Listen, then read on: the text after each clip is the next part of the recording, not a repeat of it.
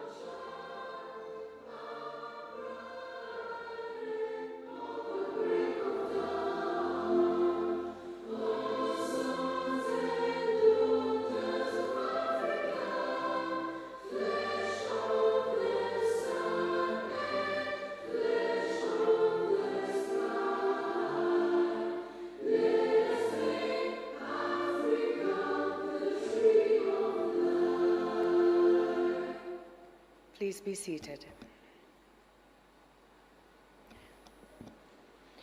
Your Excellency President Thabo Mbeki, former President of the Republic of South Africa and patron of the Thabo Mbeki Foundation. Honorable Mahmoud Thabit Kombo, Minister of Foreign Affairs and East African Cooperation of the United Republic of Tanzania. His Excellency Joseph Sinde Warioba, former Prime Minister of the United Republic of Tanzania. Ministers present from the United Republic of Tanzania and the Republic of South Africa. Ambassador Amin Pungwe, Advisory Council Member of the Thabo Mbeki Foundation. Professor Pulang Lenkabula, Principal and Vice Chancellor of the University of South Africa. Mzee Joseph Butiku, Chairperson of Mwalimu Nyerere Foundation. Mr. Max Bokwana, Chief Executive Officer of the Thabo Mbeki Foundation. Our esteemed panelists today, and Minister Professor Palamagamba Kabudi, Mr. Generali Ulimwengu, Professor Isa Shivji, speakers, representatives from academia in the room, members of the diplomatic corps, representatives from private sector across the continent, the media, ladies and gentlemen in the room and online on our live stream. Ladies and gentlemen, all protocols observed. I promise I'll only do that once. A very good afternoon to you all.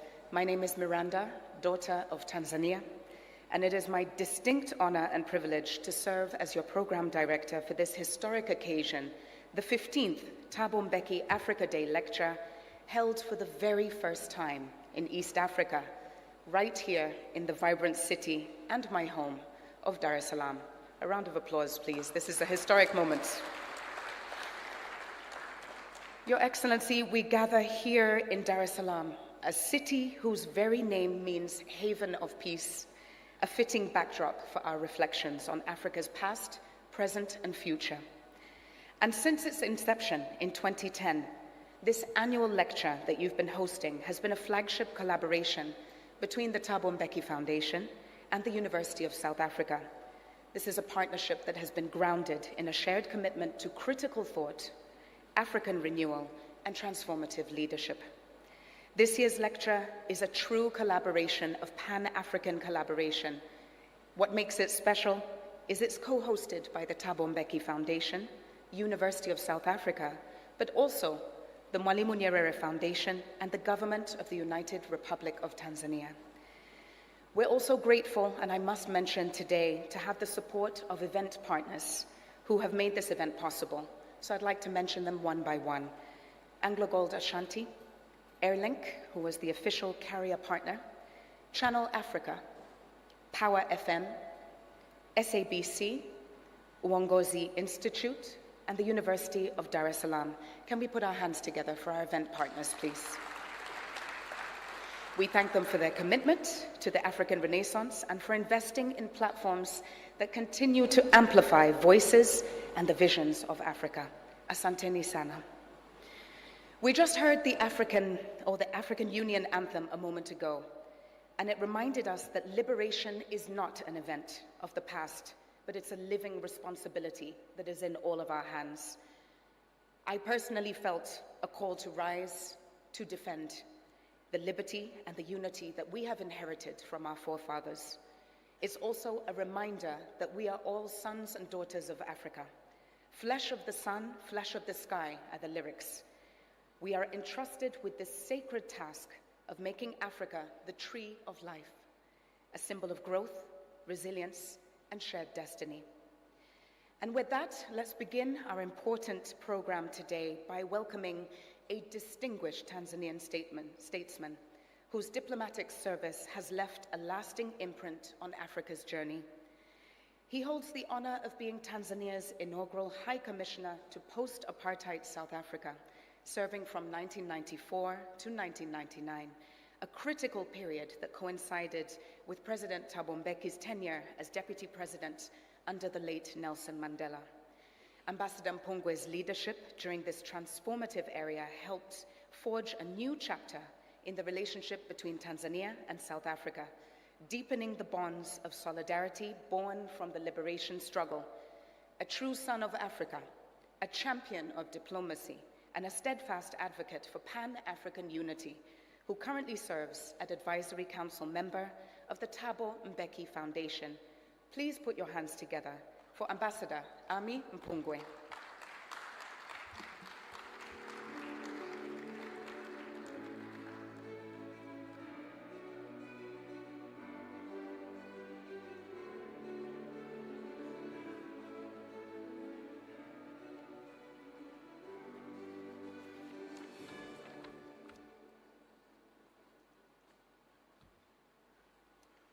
Thank you, Miranda, for that introduction, which I don't think that I deserve, but thank you very much. Your Excellency, President Thabo Mbeki, former President of South Africa and patron of the Thabo Mbeki Foundation, Honorable Mahmoud Thabit Kombo, Minister of Foreign Affairs and East African Cooperation of the United Republic of Tanzania, Honorable Ministers, members of the Diplomatic Corps, Excellencies, distinguished guests, sisters and brothers from across the continent and the diaspora, ladies and gentlemen. On behalf of the Thabo Mbeki Foundation, allow me first to warmly welcome you all to this 15th Thabo Mbeki Africa Day lecture, co-hosted by the Thabo Mbeki Foundation, the University of South Africa, the Mwalimu Nyerere Foundation, and the government of the United Republic of Tanzania. This significant gathering represents not only a declaration of hope for the peoples of Africa, but also serves as a testament to our collective determination to reignite and accelerate the African Renaissance, a vision which lies at the very core of the Foundation's mission. The Thabo Mbeki Foundation was established in 2010 as a public benefit organization following President Thabo Mbeki's retirement as the President of the Republic of South Africa. And since its inception, the Foundation has dedicated itself to addressing the multiple and complex challenges of transformation and development across our continent. Guided by President Mbeki's enduring legacy and profound commitment to Africa's renewal, our fundamental aim is to support progressive change, foster dialogue and action, and cultivate a new cadre of African thought leaders committed to Africa's political, cultural, academic, and technological revival.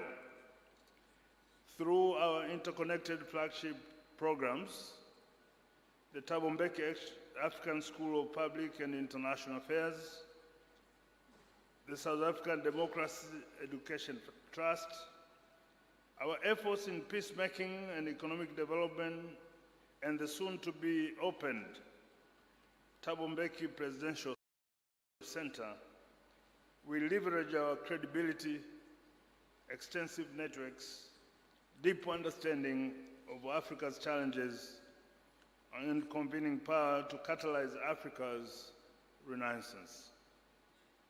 Each of these programs is strategically designed to create knowledge, build capacity, and empower leaders across sectors, driving meaningful and sustainable change throughout the continent.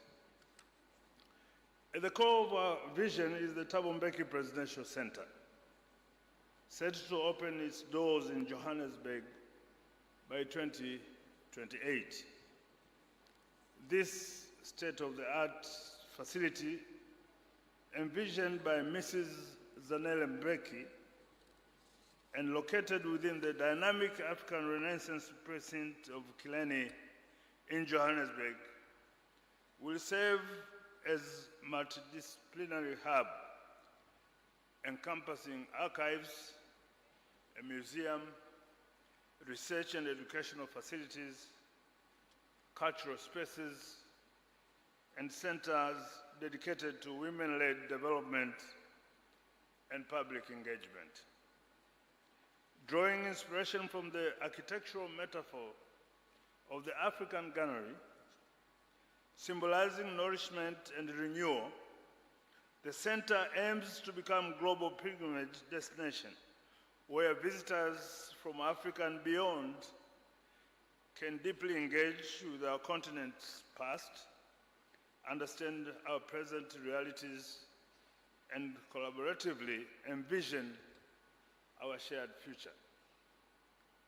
Additionally, our flagship events such as the International Women's Day Lecture, this Africa Day Lecture series, the annual African Peace and Security Dialogue, and the Cape Town Conversation further underscore the Foundation's holistic approach to continental renewal. By convening diverse stakeholders, celebrating African achievements, facilitating robust dialogue, and recognizing outstanding contributions, these events aim to strengthen African unity, foster great global collaboration, and accelerate progress towards our common goals. Today, as we convene in this historic city of Dar es Salaam, a symbol of Pan-African solidarity and resilience, we reaffirm our commitment to addressing the enduring challenges that confront our continent: poverty, underdevelopment, political instability, conflict, social inequalities, and economic exclusion. In this pursuit, the Thabo Mbeki Foundation recognizes that realization of a prosperous, peaceful, and united Africa will depend fundamentally on collaboration, meaningful partnerships, and concrete actions across all sectors of our societies.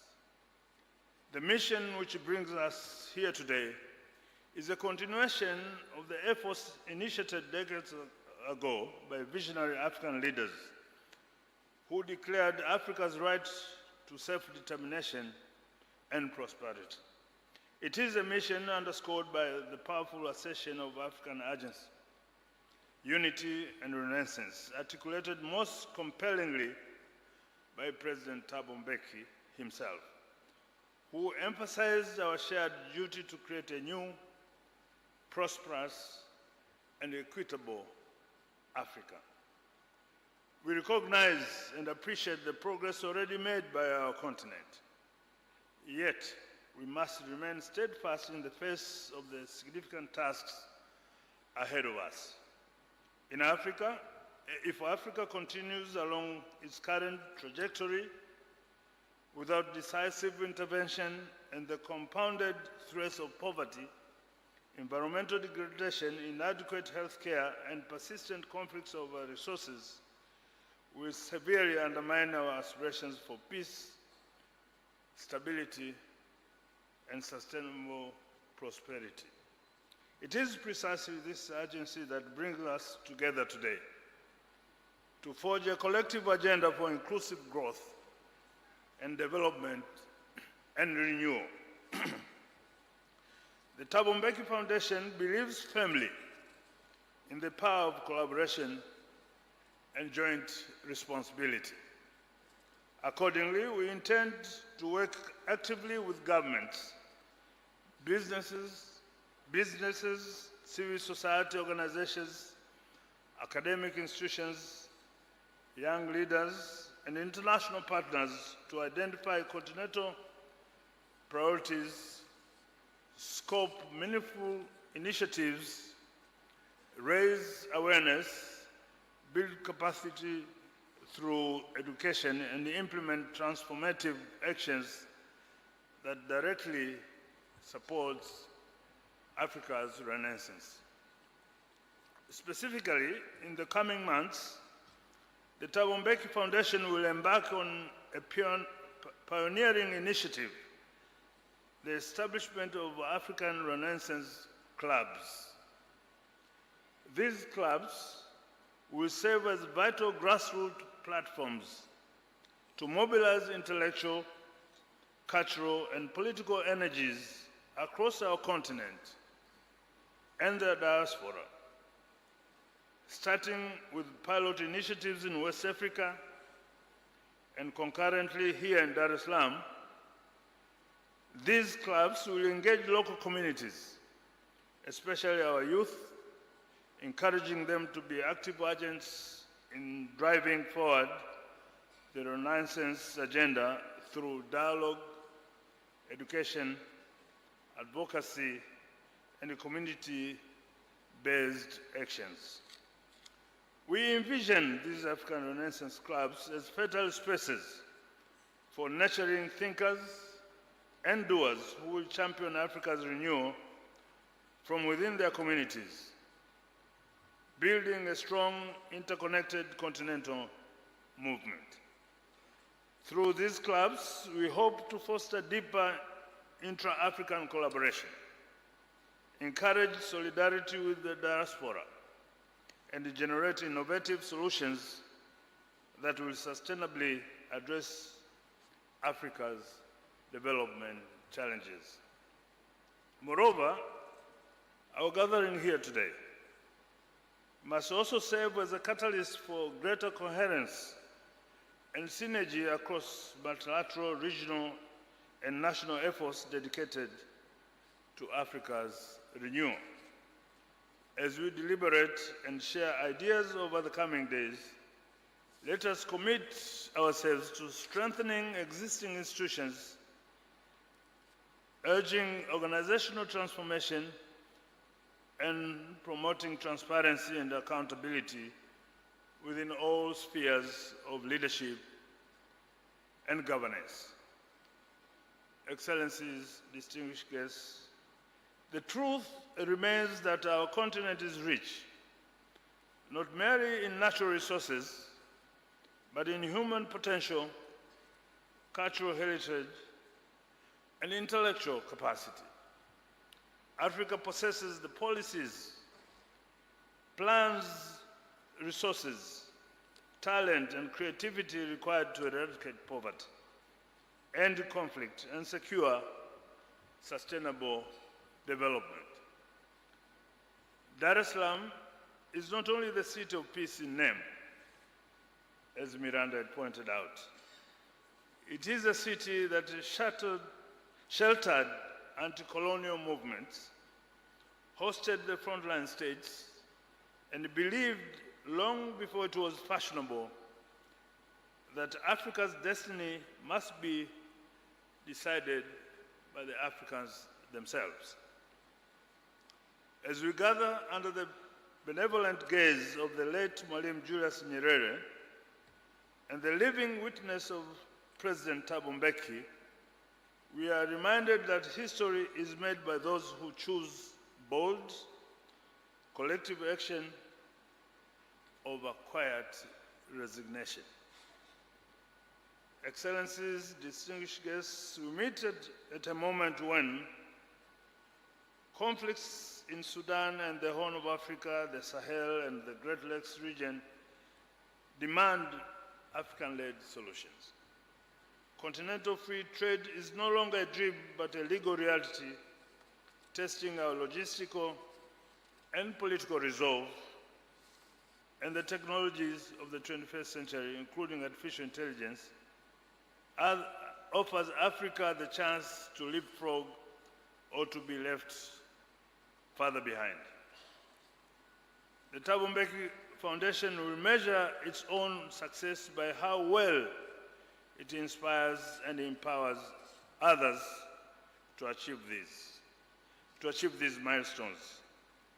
We therefore invite each of you to walk this road with us, to lend your expertise, your networks, your resources, and above all, your belief that African Renaissance is not a slogan, but an attainable reality.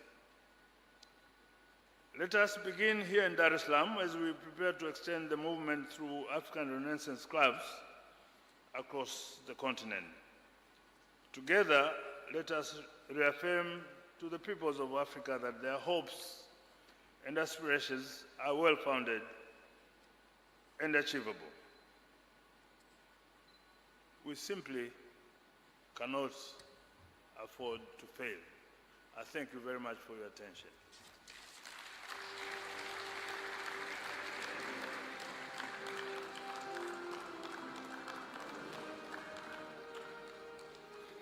Thank you very much, Ambassador Mpungwe, for that powerful message, a call to action that was bold, and that African Renaissance clubs are going to be set up from Dar es Salaam to the diaspora across the world.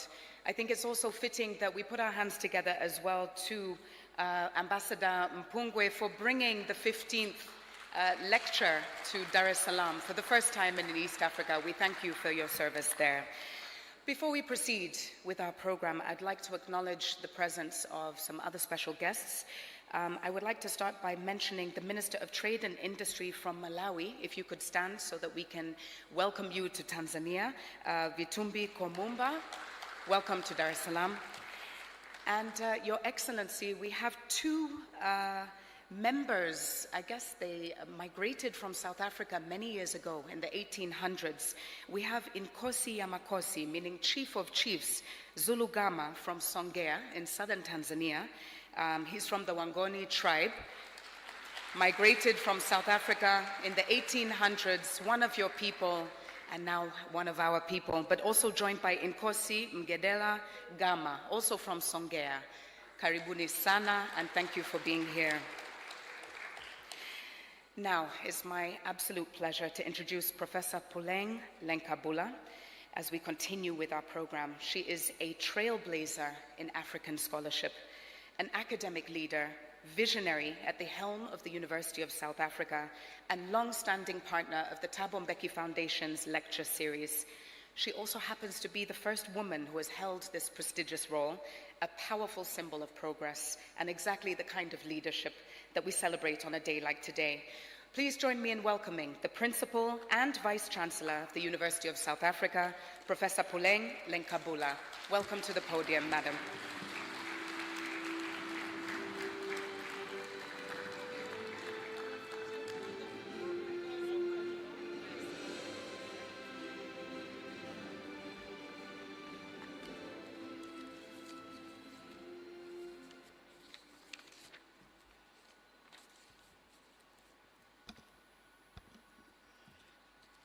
His Excellency Joseph Sinde Warioba, the former Prime Minister of the United Republic of Tanzania, Program Director, Ms. Miranda Naim, thank you very much for inviting me to the podium. Let me recognize His Excellency President Mbeki, the Chancellor of the University of South Africa, and the former President of the Republic of South Africa. Honorable Mahmoud Thabit Kombo, the Minister of Foreign Affairs and East African Cooperation, and other high-level representatives from the Tanzanian government. Let me also acknowledge the Minister of Trade and Industry from Malawi that have just been acknowledged. Honorable Deputy Secretary General of the African National Congress, one of the long-standing liberation movements in the continent and a strong friend of Tanzania, Ms. Nomvula Mukonyane, and the former Premier of Gauteng Province. Dr. D. Musia, the Chairperson of the Council of the University of South Africa, and other members of Council present here this afternoon. Ambassador Amy Mpungwe, Advisory Council and member of the Thabo Mbeki Foundation, thank you for your words just now. Mr. Max Botwana, the CEO of the Thabo Mbeki Foundation, and fellow colleagues from the Thabo Mbeki Foundation. Mr. Mzee Joseph Butiki, Chairman of the Board of the Mwalimu Nyerere Foundation. and all members of the foundations that are in solidarity and support of the Thabo Mbeki Foundation, members of the University Executive and Extended Management present here from UNISA and all universities that are in attendance this afternoon, members of the Diplomatic Corps and other representatives from international organizations, representatives from the African Court on Human and People's Rights, the African Court, our panelists, Professor Palamangaba Kabudi, Mr. Generali Ulimungwe, and Professor Issa Shivji. Professor Issa Shivji is a mentor to many of us in the continent, and I'm appreciative that we will also draw on your lessons. Representatives from various academic institutions present here, national student representative councils from South Africa and Tanzania representing different universities, and I understand the SRC president of the University of South Africa, Mr. Mabilane, is also here.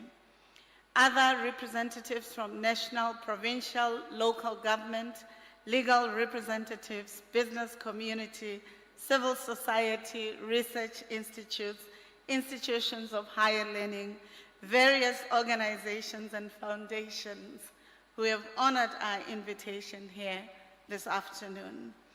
Representatives from various media houses present here, those joining virtually, members of university communities, staff, students, including our alumni here in Tanzania, present local secondary schools represented in the audience. Can I please request that we give Zanaki Girls Secondary School a round of applause. They're here to learn from their forebears. Jangwani Girls Secondary School. I'm not hearing you, colleagues. Can we give them an applause? Azania Boys Secondary School. Tambaza Secondary School. Temeke Secondary School. Uhuru Mchanganiko Secondary School, and Aga Khan Secondary School. I'm very appreciative that you young people are here to draw from the world's, the intellectual brain trust of our leaders who are here with us. Our esteemed guests present here today and those that are joining virtually, distinguished members of the audience, ladies and gentlemen, good afternoon. Mchana mwema. I am now about to start my address. I would not have left those people, especially in the presence of the master diplomat, His Excellency President Mbeki. So if we took long, please forgive us. Thank you, Program Director, for the opportunity to make these few welcoming remarks at this important 15th Thabo Mbeki Africa Day lecture here in Tanzania, Dar es Salaam, a home away from home, a home at home, and a home for peace, as you would have stated. In the past 15 years, the Thabo Mbeki Foundation and the University of South Africa have partnered to create and deliver a platform, the annual Thabo Mbeki Africa Day Lecture, as a significant African space to reflect on the state and the future of Africa for Africa by Africans. Over the years, the space, the Africa Day Lecture, has grown to become one of the important premium events for intellectual and cultural exchange, not only for both institutions, but for the continent and the rest of the world. We do all this in pursuit of the historical mission to unite Africa and her people so that we can achieve and sustain development, peace, and prosperity in our continent. In this year's installation, I'm particularly elated that we are hosting it here in Tanzania a place that holds significant memory, culture, and history for both South Africa, adjacent countries, the continent, the African diaspora, and the rest of the global South.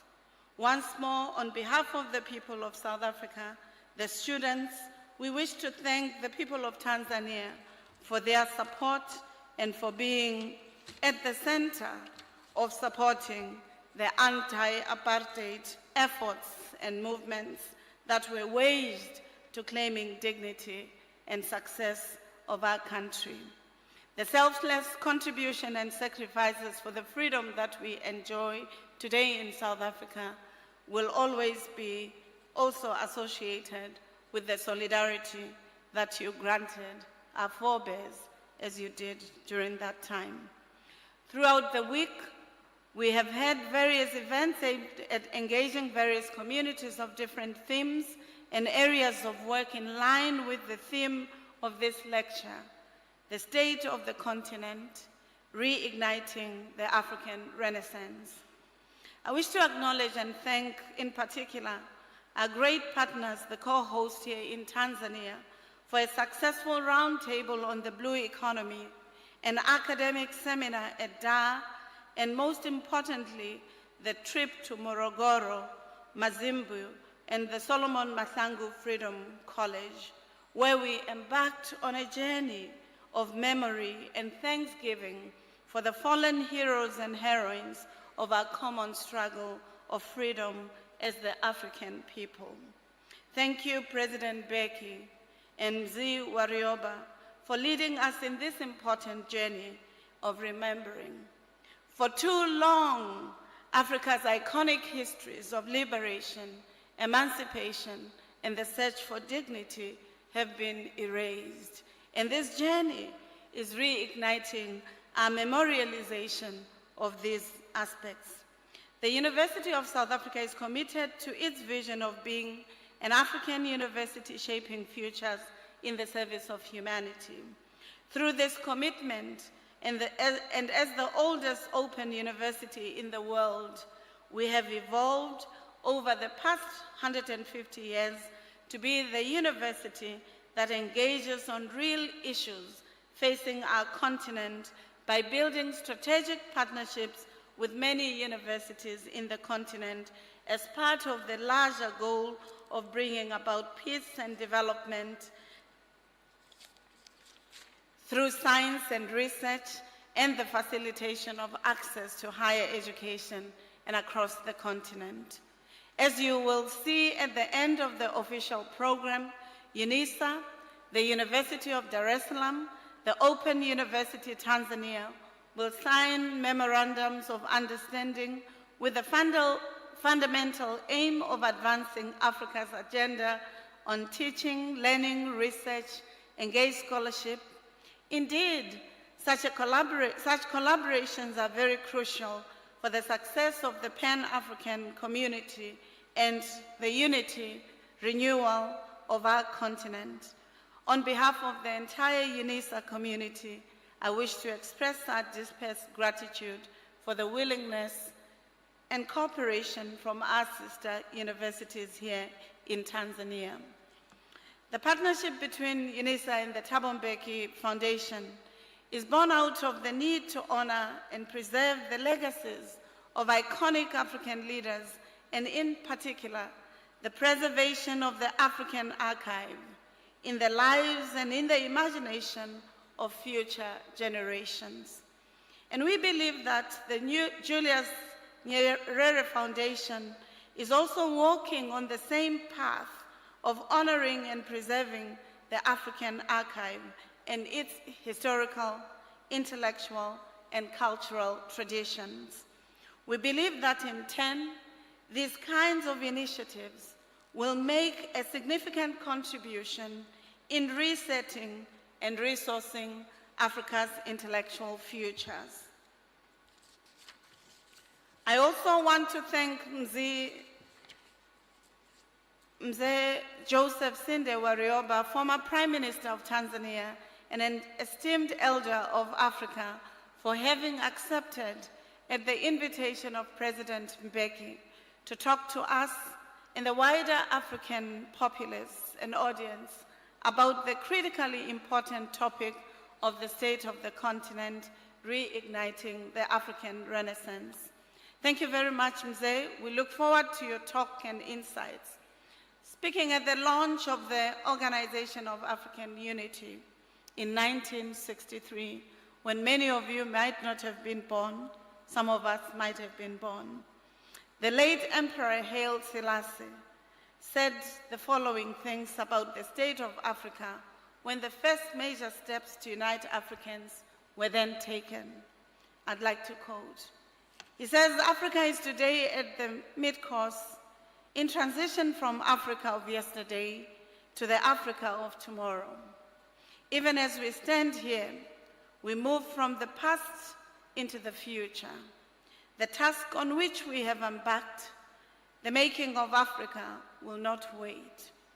We must act to shape and mold the future and leave our imprint on events as they slip past into history. We seek at this meeting to determine whether we are going and to chart the course of our destiny. It is no less important that we know whence we came, and our awareness of our past is essential to the establishment of our personality and our identity as Africans. This world was not created piecemeal. Africa was born no later and no earlier than any other geographical area on this globe. Africans, no more and no less than other men and women, possess all human attributes, talents and deficiencies, virtues and faults. Thousands of years ago, civilizations flourished in Africa, which suffers not at all by comparison with those of other continents. In those centuries, Africans were politically free and economically independent. Their social patterns were their own and their cultures were truly indigenous. 62 years later, we can see that we have achieved the goals of defeating official colonialism, and we have established the Organization of African Unity, now the African Union, as an organization to achieve the strategic goals of uniting Africans and African renewal and prosperity for all. We also know that with the reformed African Union, we have better continental institutions and a common agenda, Agenda 2063, the Africa we want. This also includes major initiatives such as the Presidential Infrastructure Champion Initiative, the African Union Passport and African Continental Free Trade Area, African peer review mechanisms, all of which require African governments to implement faster and efficiently. In many ways, these institutions indicate that we have made some strides at a foundational level to set Africa on a course to achieve unity and peace and prosperity. However, as you know, there are many challenges that remain and to which we here in this room, in the different countries of the continent, must put our hands on deck, but also our intellectual insights to overcoming. As we will recall, since the formation of the OAU, we have experienced some few occasions where Africans were getting divided rather than being united. For example, we have seen the divisions between Eritrea and Ethiopia in 1993, Sudan and South Sudan in 2011, and some ongoing and emerging cessationist movements and territorial disputes in Morocco, Western Sahara, Somalia, Somaliland, and lately, some people in Western Cape province of South Africa think that Western Cape must be an independent country. I must hasten to add that in this equation too, We've also seen neo-colonial foreign interventions in the affairs of the continent by some of the powerful countries of the North, including through violence. If we were to think about the 2011 invasion of Libya and the destabilization of the Horn of Africa being a case in point, and recently, just 2 days ago, South Africa being questioned on its decisions and propositions. We need to unite. We need to overcome the things that divide us as a people. The political processes and institutions of Africa cannot be understood or articulated outside the structures of the political economy. One of the leading African intellectuals, Professor Adibayo Olokoshi, engenders this analytical approach when in his latest article where he discusses the underlying causes of social discontent in Africa, he says, effectively, the problems of poverty and inequality that have been structural to Africa's development, experienced for decades, simply got worse under the watch of elected governments and began to produce disaffection that in a lot of cases have produced discontent. In this article, he reminds us that the majority of our young people, the youthful dividend, are yearning and requesting that we produce democracies that relate and that create economic emancipation as they create social cohesion. And these are quite important areas that we're hoping the reflections this afternoon will engender. In these circumstances, once again, it is Haile Selassie's message 62 years later that we must return to when he says, Africa is today at the mid-course in transition from Africa of yesterday to the Africa of tomorrow. Even as we stand here, we move from the past into the future.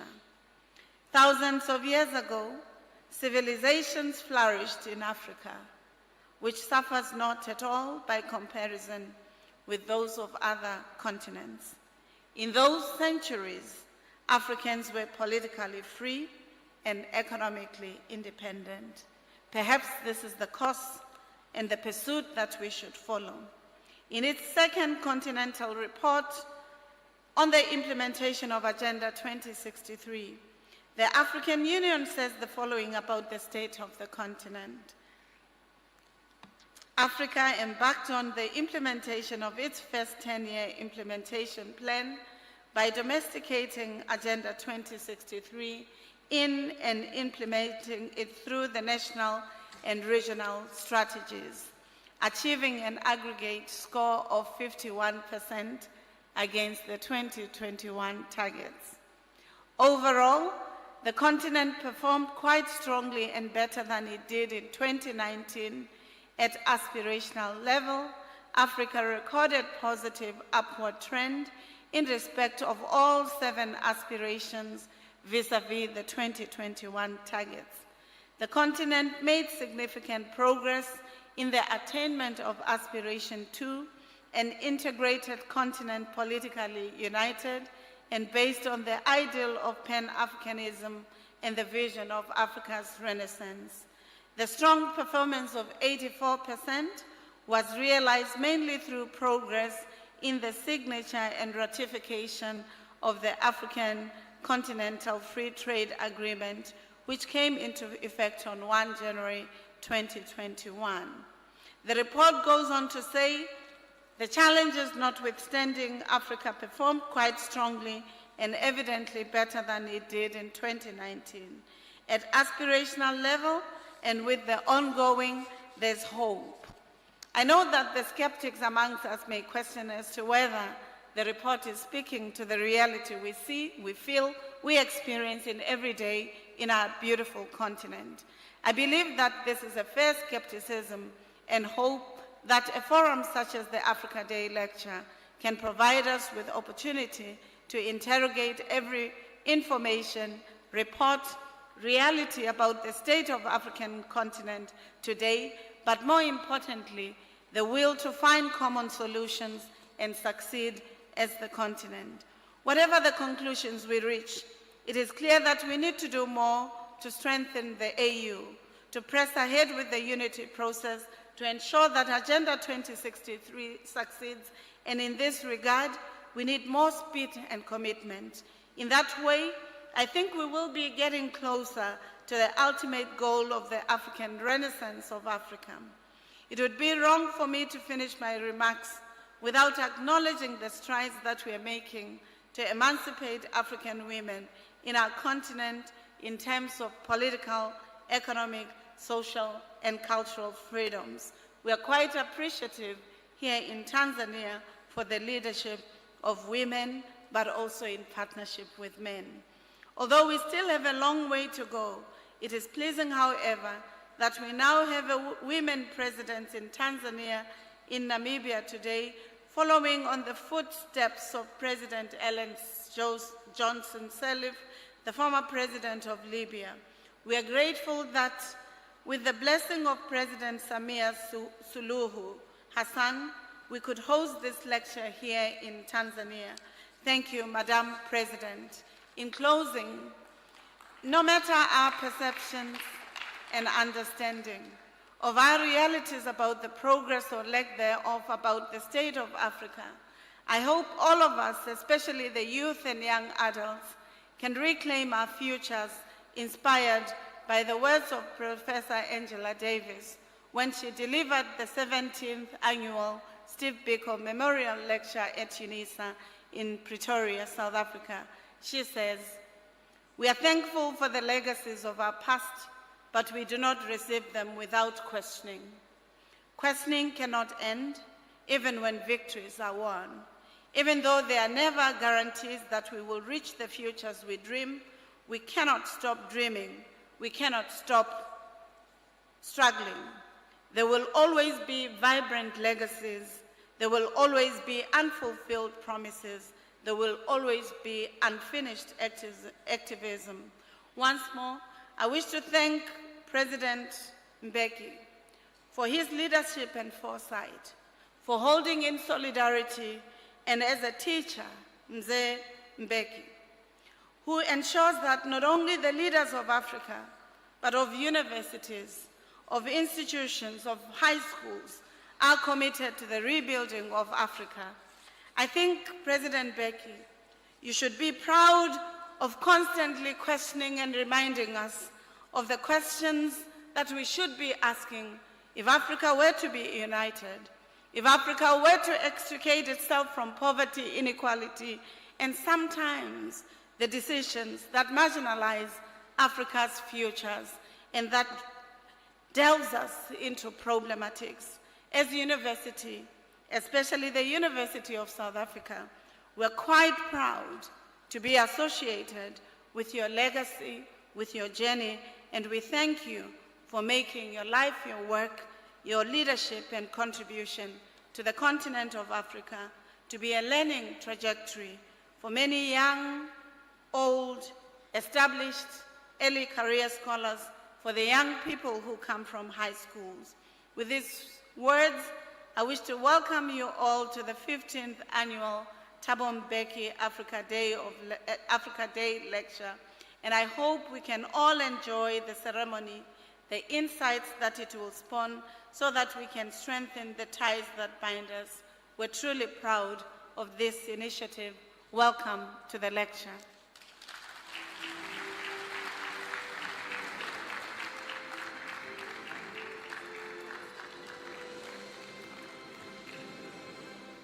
I think we can do better than that for Professor Puleng Lenkabula. Powerful remarks there, filled with deep conviction and reminding us that the future of the continent is in the hands of our youth, the demographic dividend that we have. We will discuss later on our panel. I think what we've really taken away from your remarks is the importance of the African Renaissance. It must be anchored in inclusivity, it must be transformative in nature, focus on education, and it requires bold leadership like yours and like President Mbeki, as you have shared. Thank you for your inspiring words. So we move forward, and I would now like to take this moment to welcome to the podium another custodian of our history and a steward of Mwalimu Nyerere's legacy. As chairperson of the Mwalimu Nyerere Foundation, he carries forward the vision of the father of our nation, a visionary who gifted us Ujamaa, which is the philosophy of collective well-being, rooted in dignity, equality, and shared responsibility.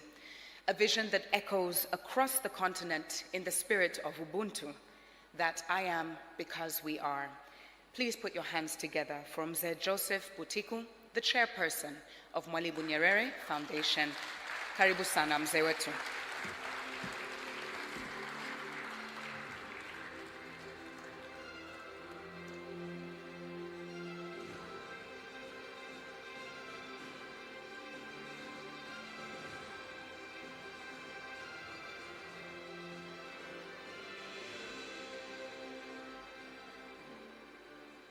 Thank you, moderator. Your Excellency Thabo Mbeki, former President of the Republic of South Africa. We had agreed that I was not going to say anything because my president is here. I am sure with a speech. So I did not prepare any speech at all. But I want to take this opportunity, Mr. President, and of course, I'm Minister for Foreign Affairs, to say the following,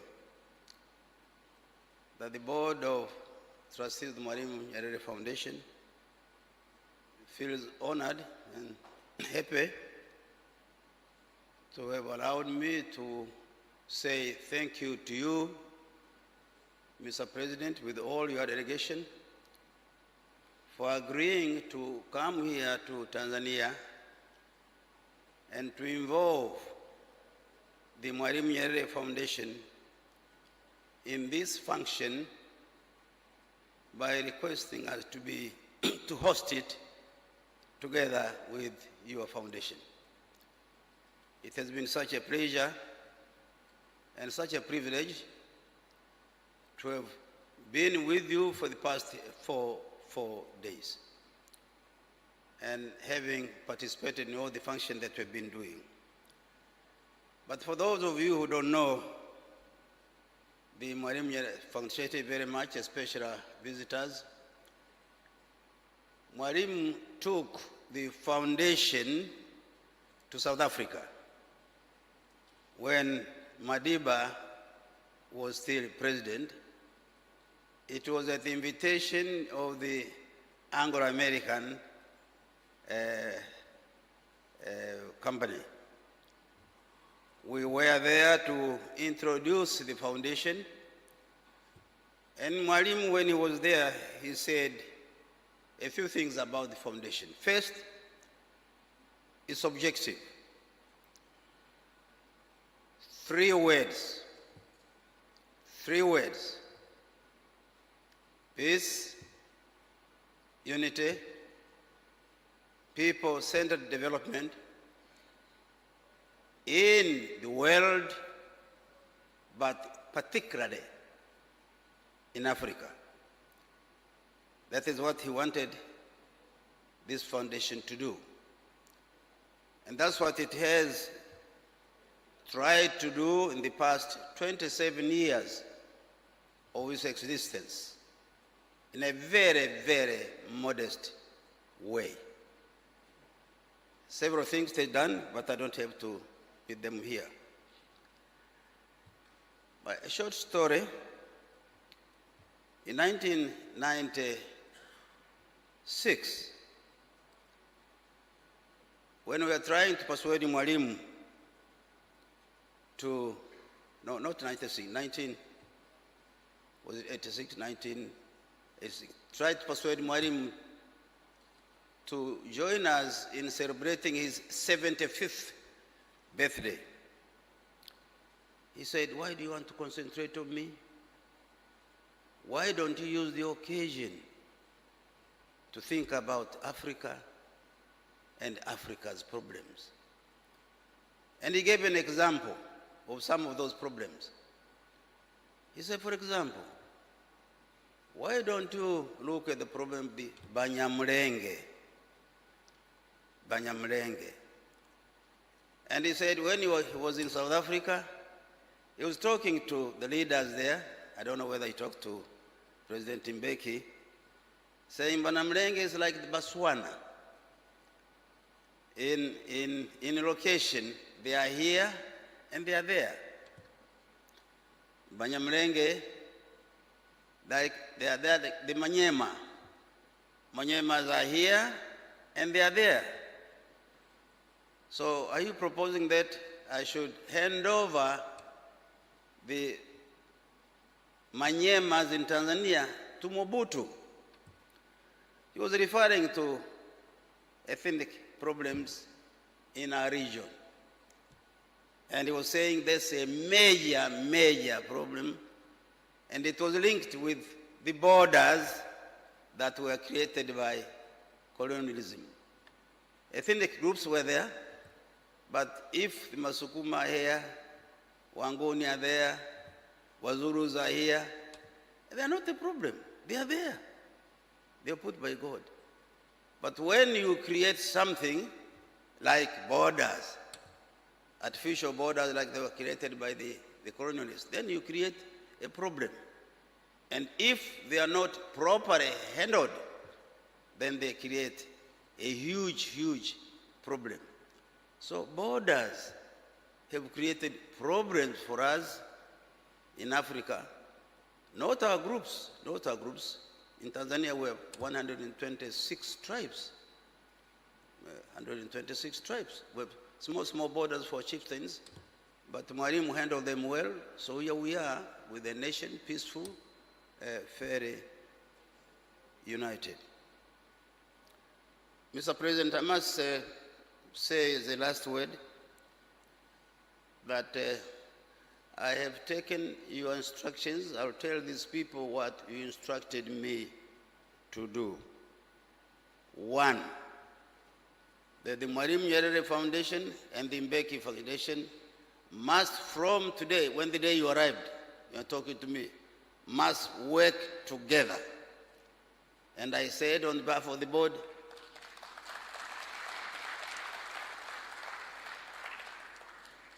I take your orders, I accept it. And then he said, but we have produced documents and books and so on who have written. They are scattered all over. I think there are those, Mwalimu, those about himself, President Mbeki, and other leaders. We must, at least here for Tanzania, make sure that the foundation collects all these documents and give some of that to my foundation so that we can collect all these for the record. I said, Your Excellency, I agree, I'm going to do so, and I'm sure the board has already agreed.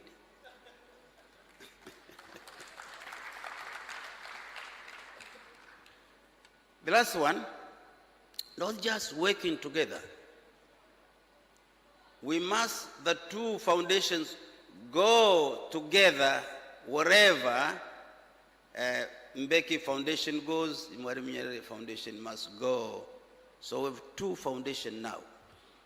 One is the Mbeki Foundation, and the other one is the Mwalimu Nyerere Foundation. And the link is obvious. I don't need to tell you, Tanzanians. You know the relationship that Mwalimu had. You know what Mwalimu did together with South Africans, with leaders like Oliver Tambo, who were here for a long time, frontline states, and later with President Mbeki. My last story, because I'm not prepared, it has just been up and down. The President may not remember that when he was Deputy President in office, I think it must have been Joburg, I'm not quite sure. Mwalimu visited him in his office. They had a very brief discussion. And then when Mwalimu was preparing to leave, President Mbeki, at that time Deputy President, I think, he said, Mwalimu, I have some job here which I want you to help me. It's about Africa's renaissance. Mwalimu said, oh, when you are ready, I'll be ready. So President Mbeki was ready several years ago. He's ready for Tanzania and for Africa today here. And he's ready to invite the foundation. I'm so happy that you are here to pursue this important function in this Africa Day. So I say, karibu sana, Mr. President, I'm happy. I'm very happy to help you. And I want to assure you the board is with you and is going to work with his top CEO to organize all that you have instructed me to do together with the foundation. Asante sana, karibuni sana.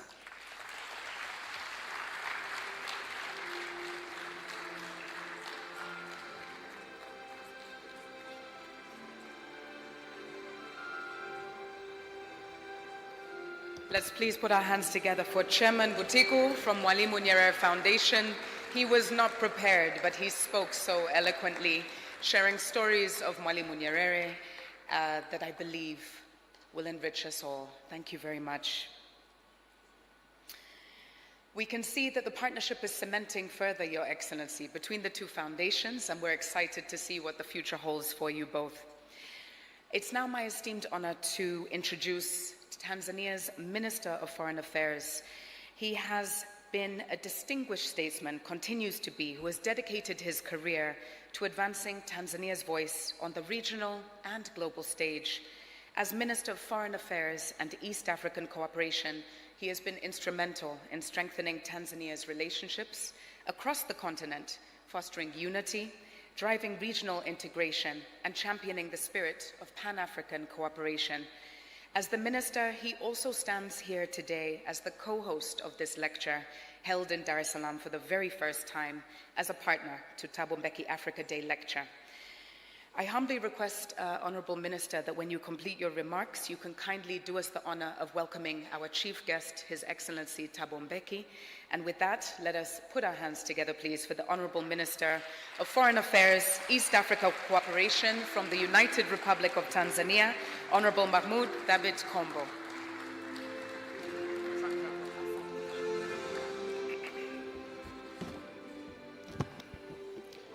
Your Excellency President Thabo Mbeki, former President of the Republic of South Africa, Honorable Professor Palamagamba Aidan Mwaluko Kabudi, Minister for Information, Culture, Arts and Sports of the United Republic of Tanzania, my dear colleague, brother, Minister for Trade and Industries, Republic of Malawi. We had a very good discussion on reopening our borders, another challenge for leadership, another challenge for Thabo Mbeki Foundation and Mwalimu Nyerere Foundation. Thank you very much, my brother. We are in very good communication. We are true Africans. We have proven that we are one, united, not in theory only, which has been talked about, but practically as well. So thank you very much for coming to join us here. Your Excellencies, Mzee Butiku, our chairperson for the Mwalimu Nyerere Foundation, I fully recognize you because you are the wazee existing now. Mr. Max Bokwana, Chief Executive Officer of the Thabo Mbeki Foundation, Professor UNISA, all foundation team members of the Thabo Mbeki Foundation, Ongozi Institute, Mwalimu Nyerere Foundation, ambassadors and high commissioners present here today around, our very, very panelist elders. I see Generali Ulimwengu there. Nice to see you after such a long time. Since I was a minister, I've never seen you. I used to see you more in the past, but so nice to see you, Professor Issa Shivji, and others. I recognize you all. Excellency, diplomatic corps members who are representing different countries in Africa and outside Africa, academic community members, the private sector around this room, ndugu zangu wanafunzi, Mlokweko hapa, invited guests, ladies and gentlemen, secondary schools, members of the press, and all protocol observed. Good afternoon. Good afternoon. Nawasalimu kwa jina la Jamhuri ya Muungano wa Tanzania. Nawasalimu kwa jina la Jamhuri ya Muungano wa Tanzania. Asanteni sana. On behalf of the government and people of the United Republic of Tanzania, and on behalf of our president and our leader, Dr. Samia Suluhu Hassan, the president herself, it is a great pleasure that I welcome you all to Dar es Salaam, the haven of peace. I bring to you, Your Excellency Thabo Mbeki, warm fraternal greetings and well wishes from Her Excellency Dr. Samia Suluhu Hassan, President of the United Republic of Tanzania. She is sending her heartfelt regards to you, Your Excellency Mbeki, and to your entire delegation. And just for your information, she was following your speech last night during the gala dinner. So I have got some comments which I will pass it over to you later on. And she also congratulates for your presence in that very important gala dinner. It is indeed a great honor for the United Republic of Tanzania to host this 15th edition of the Thabo Mbeki Africa Day Lecture. We are deeply grateful to you, Excellency Thabo Mbeki, and your foundation for selecting Dar es Salaam city. As you said yesterday, it wasn't very difficult for you from Conakry to Dar, and there's a reason behind that. As a second African country and a city for the first East Africa and the first East Africa country to host this 15th lecture. Your presence is not only a privilege for us, but also a powerful affirmation of our shared commitment to our shared unity and advancement of our continent. Your Excellency, President Mbeki, I wish to salute you for your contribution and unwavering commitment to the African cause and the vacuum areas that we have in action. I repeat again, in action, because we've been talking too much theoretically about the gaps we have, about our unity, about our freedom, about our bringing Africa together. It is just a talk. And my own recent example is when I was going to Angola as advance party before our president's state visit. I had to go to 3 countries before reaching Luanda.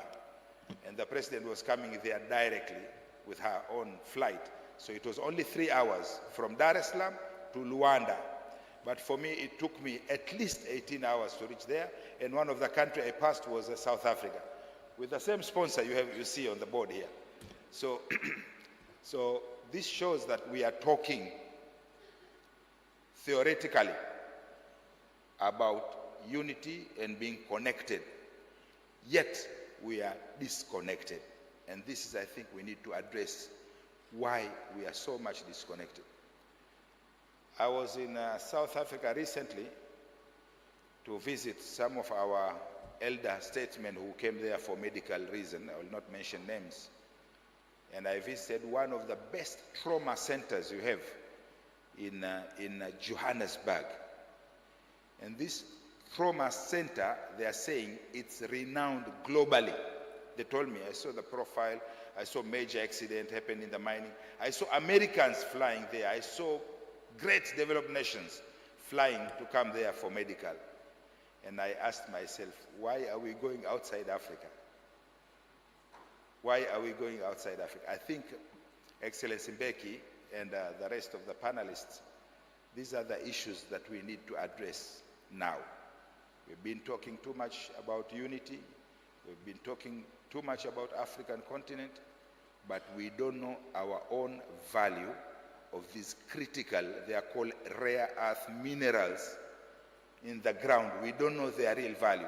Somebody else outside Africa is determining their value. They are determining the value for us. They are determining what should we do, when should we do it, and how to do it. Maybe professors can help us, knowledge is lacking. Maybe education, our education is still closed in liberation and all this unity and the Liberation Center and museums and history. We need also to know what value we have now. Excellency Mbeki, yesterday in our gala dinner, you gave a wonderful speech. And from your speech, I picked up two key issues. Number one, you spoke about blue economy. And you are absolutely right. Recently, with President Chapo's state visit, President of Mozambique, Republic of Mozambique, we had the opportunity to go to Zanzibar in the Deep Sea Fishing Authority in Zanzibar, because the headquarters of our Deep Sea Fishing Authority in the United Republic of Tanzania is based in Zanzibar, in Fumba town area.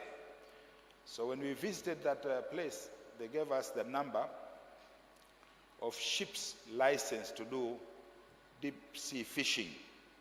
Each license, Your Excellency, cost about $100,000 per annum.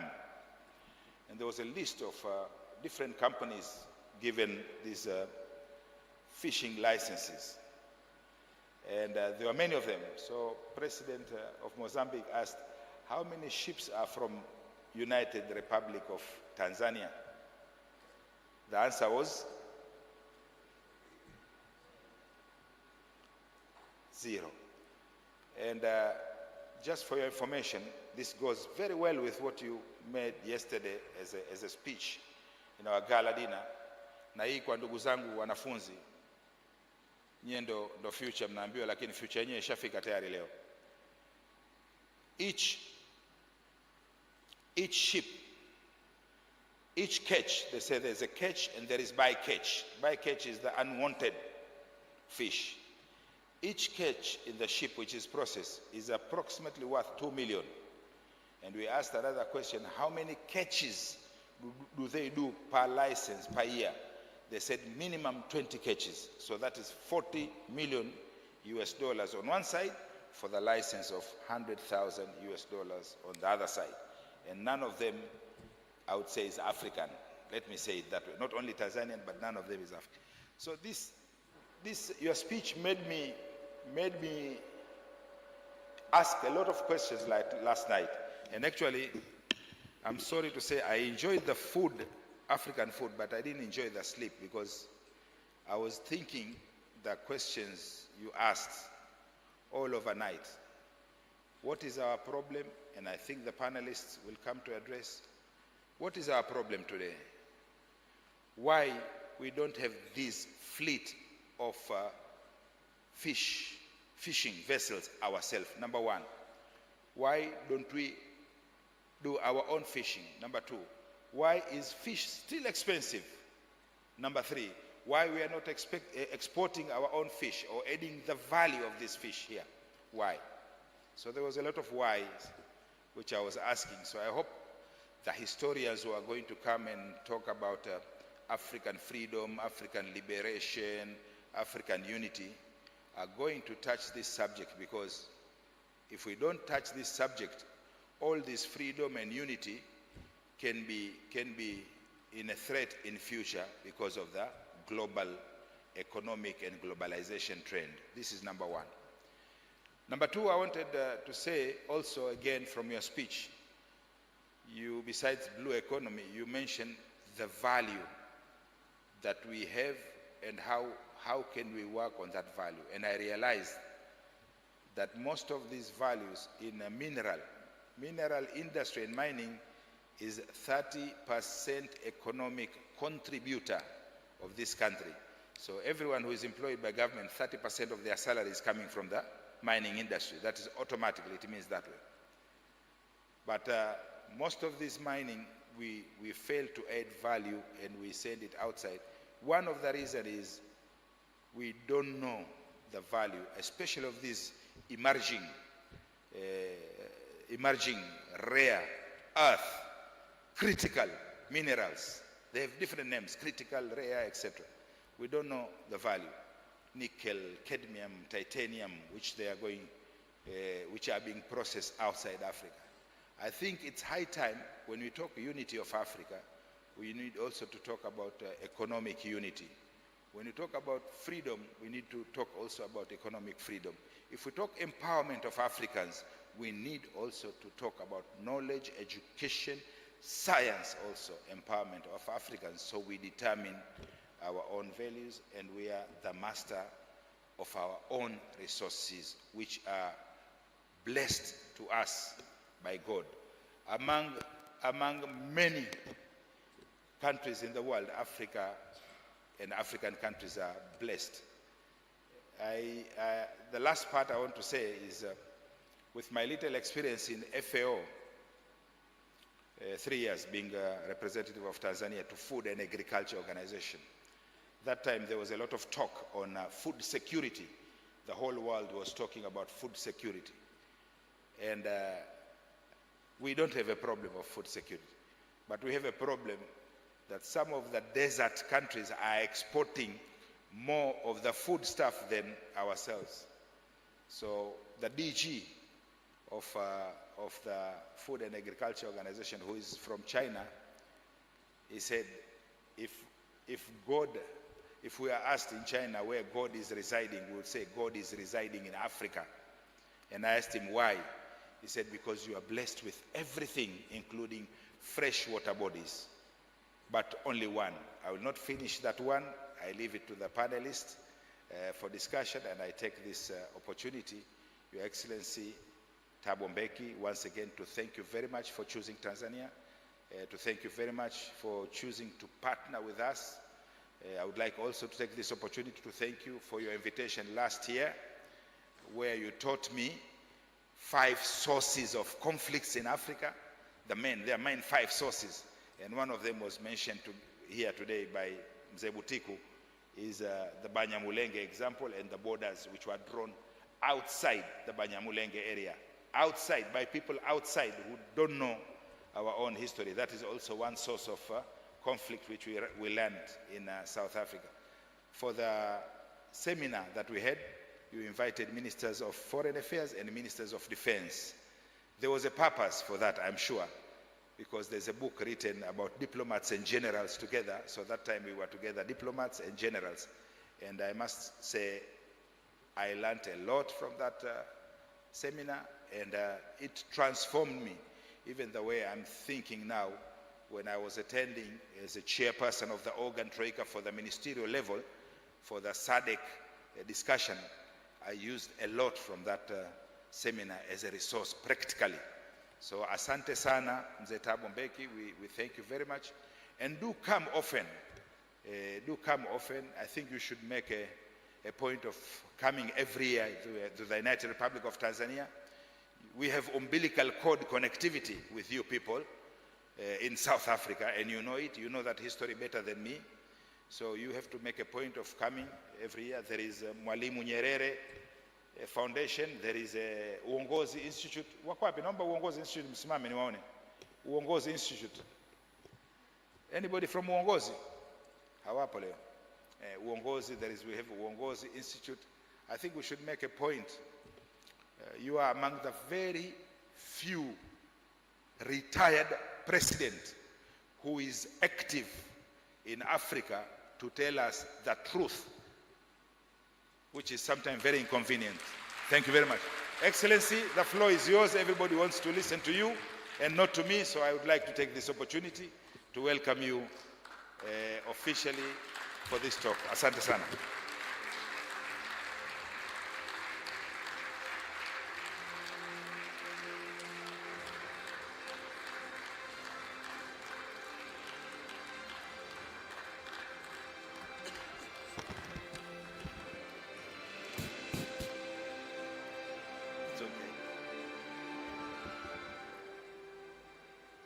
Thank you very much, Your Excellency, Minister Kombo.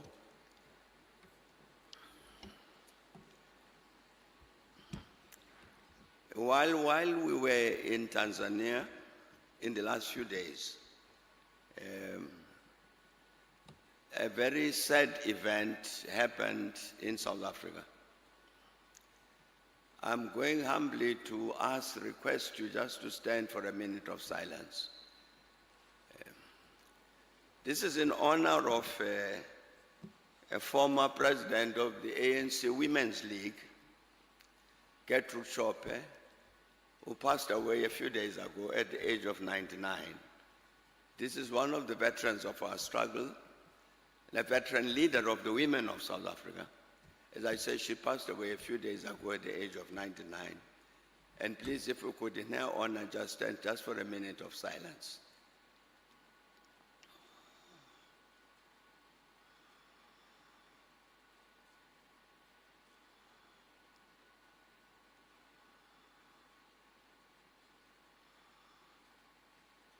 Thank you very much. Thanks a lot. First of all, I'd really like to say thanks a lot to Her Excellency and the President Samia Suluhu Hassan for allowing us to meet as well as we've been meeting in Tanzania and Dar es Salaam over the last few days. And really thanks very much, President, Minister, for the greetings from Her Excellency. I'm very, very glad indeed that she allowed us to host this Africa Day lecture here in Dar es Salaam.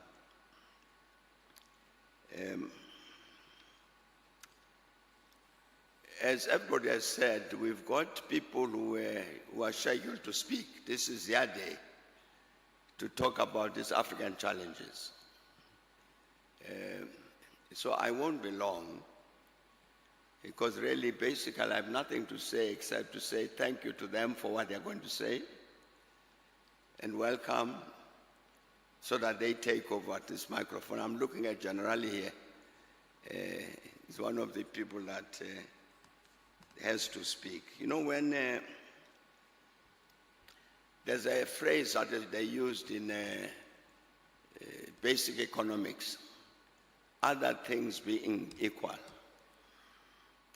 Other things being equal, I should have retired as president of South Africa in 2009. But the things being unequal, I did in 2008. But before that, some of my colleagues, heads of state at the time, were saying to me that when you retire, you must continue to focus on these African challenges.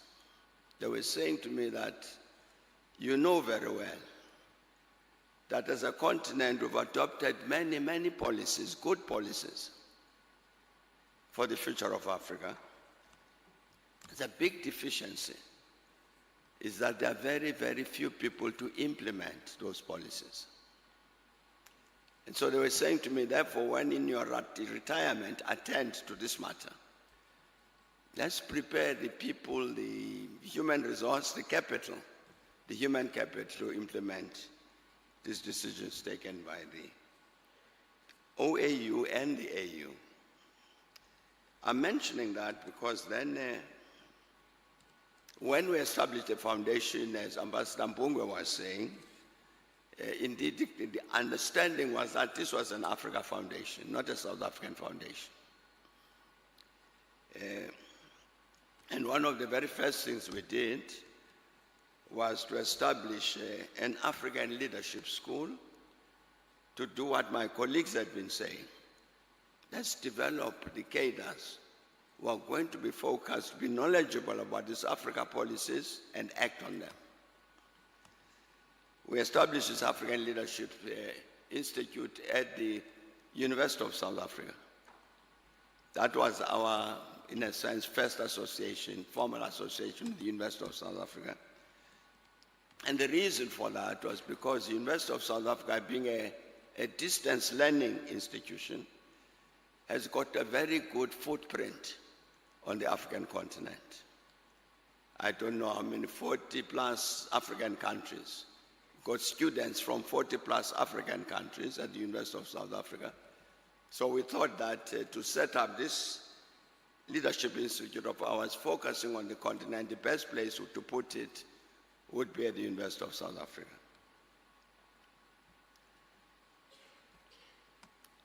That consideration also affected these Africa Day lectures, because we then also decided at the foundation that in order to mark Africa Day, let's also discuss Africa, hence the Africa Day lectures. So they can focus on one or another matter of the continent to say where are we and what should be done. So the majority with this is the number 15, the current one. The majority of them were held in South Africa, but again, this reminder came that this is not an African, not a South African foundation. It's an African foundation. And therefore, this Africa Day lecture has to move around the continent.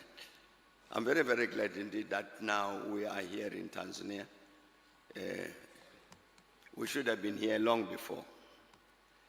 But I must say, Minister, in connection with that, the lifespan of this series is very short. But within that lifespan, this is the third time we're asking Tanzanians to deliver the lecture. It's, I think, a tribute. It's a tribute to the quality of African that this country has produced.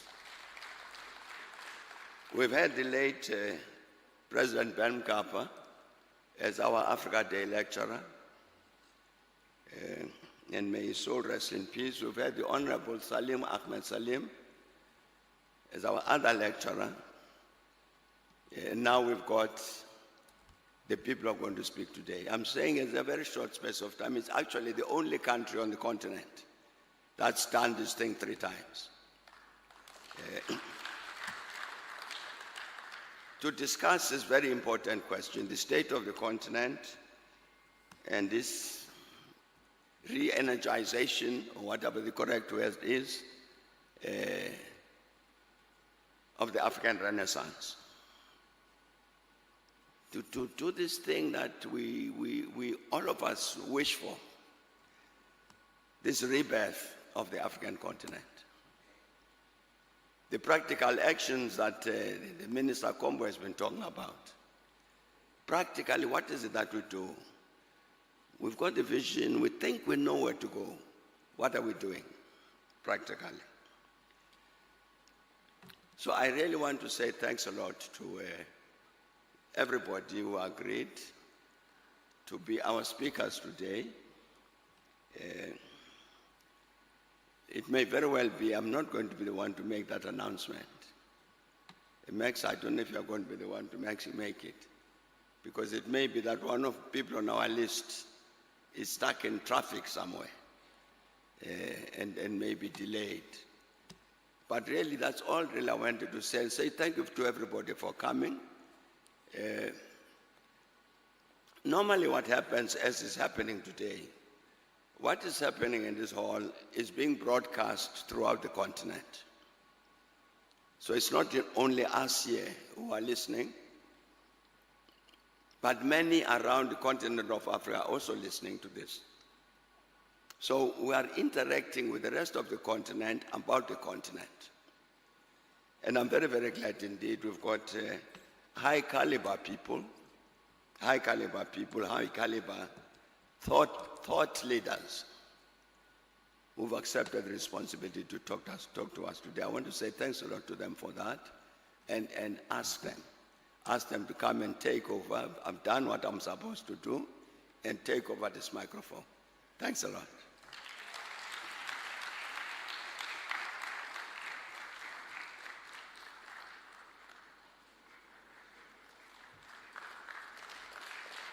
Let's keep the applause going as we thank His Excellency President Thabo Mbeki for those remarks. And as he accurately said, we were going to enjoy some pre-panel remarks. I'll ask the team to please proceed and set up the chairs. The former Prime Minister, Mzee Warioba, will not be with us today, but should he arrive, we can hear from him after the panel. So as the chairs are being set up, allow me to just share with you how we'll be moving forward as we focus on this panel discussion with the theme of looking back and moving forward. And I believe the Honorable Minister of Foreign Affairs has challenged us. This needs to be pragmatic. This needs to be tactical. We really need to think about what we are going to do. But we will be moving from where we are as a continent, so assessing Africa's current political, economical, and social landscape. It's important for us to take stock of the status quo. We will then envision where we want to be Is it the same vision that our elders have put forth, or do we envision something else? We've already heard that our continent is a majority of youth, and they're in the room with us today. Where do we want to go as we envision and aspire for African Renaissance and Agenda 2063 of the African Union? And probably the most important part, how will we get there? So to my esteemed panelists, this is what the audience is looking for: the hows, what is going to happen next, the discipline, the action. And I believe together we'll be able to have a very dynamic discussion that should feel like you're sitting in our kitchen and we're having a conversation this afternoon. As His Excellency has shared, we have some brilliant minds joining us on the stage in just a moment, who will be sharing their experience, their deep insight, and their fierce commitment to Africa's progress. In a moment, I will welcome to the stage our Honorable Minister for Information, Culture, Arts and Sport, Professor Kabudi. He's a constitutional mind with continental reach, a scholar and policymaker whose legal expertise has guided governance frameworks in Tanzania and across Africa. Professor Kabudi, karibu sana. Please come and take your seat on the stage. Let's welcome him.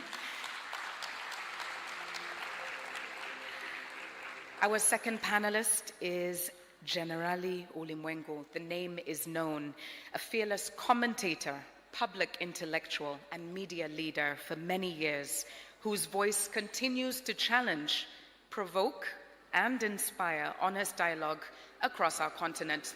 Karibu sana mzee wetu. We could not have this discussion without you. And last but certainly not least, I would like to welcome to the stage Professor Issa Shivji, a towering figure in African scholarship, a Pan-African thinker whose work has illuminated the path towards self-reliance, social justice, and ideological clarity for our continent. Professor Shivji, please welcome to the stage. And this conversation will be moderated by myself, Miranda Nyman, your program director for today. Please put your hands together for the panelists.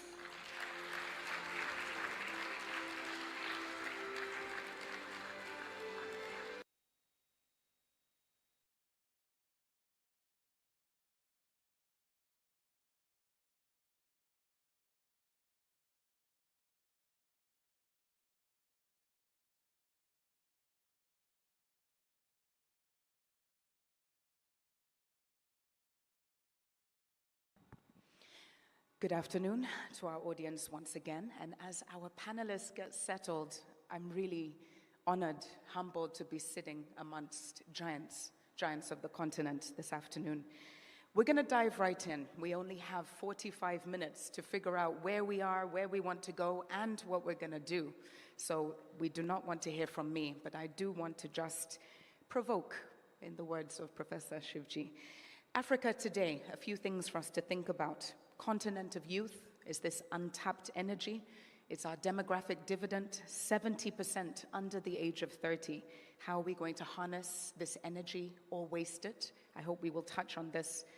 We've got growing economies, but growth might not be enough. How are we facing inequality? How are we dealing with global shocks? We're seeing huge change globally, and also the urgent need to build resilience on the continent. I would love for you to touch on peace and how we can overcome some of the conflicts in the Sahel, in the Horn of Africa, and elsewhere, which might be an obstacle to African Renaissance.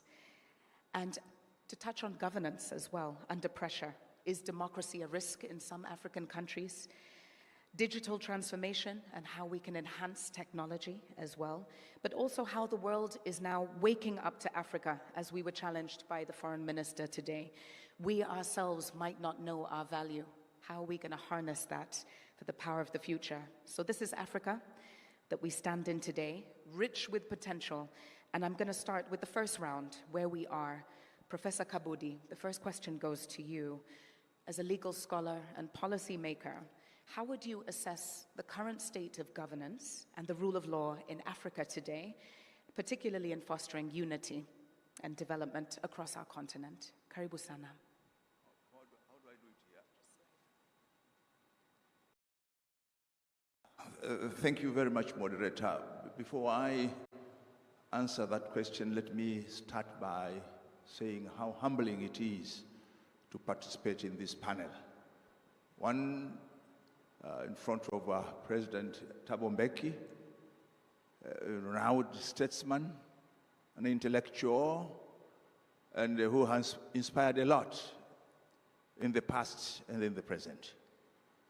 But I'm also so humbled that I am participating in this panel with my teacher, Professor Issa Shivji, who taught me at the University of Dar es Salaam, and I had a privilege later on to be part of the academic staff with him before I was taken to politics, and he remained in academics. And actually, I went to TPH Bookshop. I have bought your 50th anniversary of the class struggle in Tanzania, and I wish they could also reprint the silent class struggle, because I remember when I was a secondary school student at Tosamaganga, I had to walk the whole way from Tosamaganga to Iringa town to buy that book, The Silent Class Struggle, in 1972.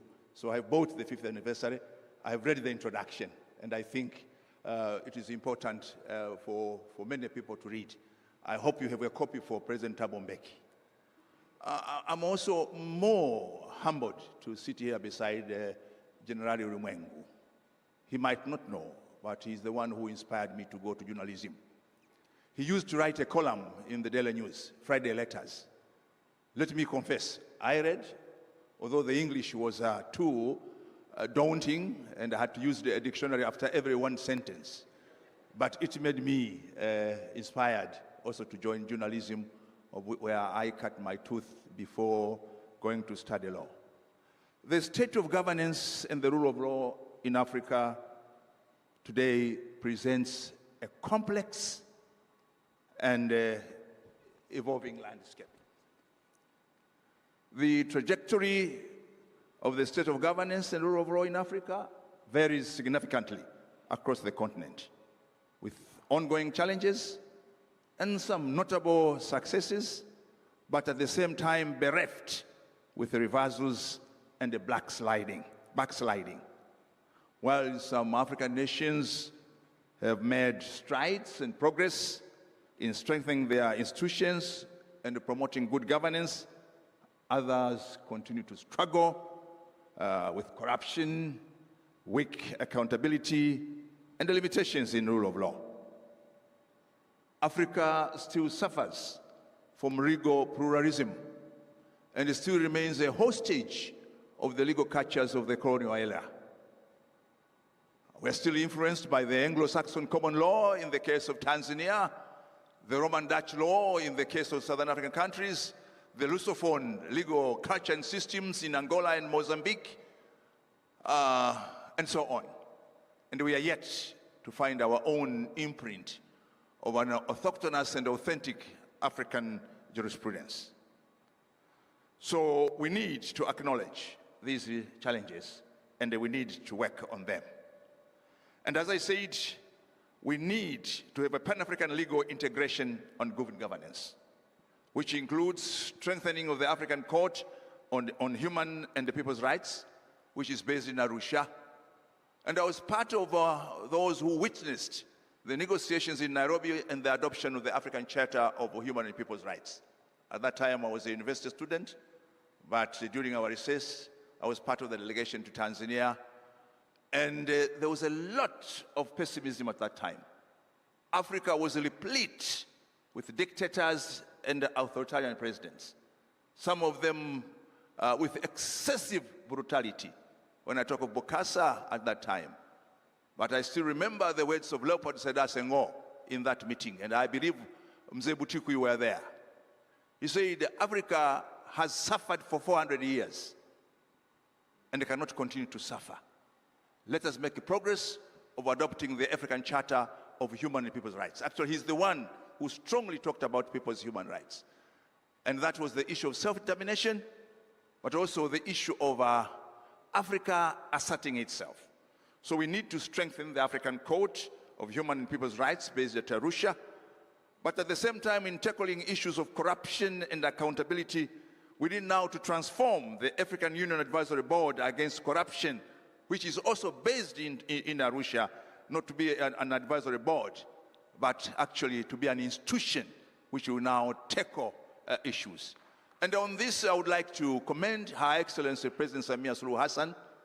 And I don't want to say because the Minister Mahamudu Thabit Kombo has not yet read his budget speech, because he's the one who provides funding which goes to the African Court of Human and People's Rights, but also to the African Union Advisory Board Against Corruption, which is based in Arusha, that now we need to transform this from an advisory board to an institution which will tackle corruption, but also enhance accountability.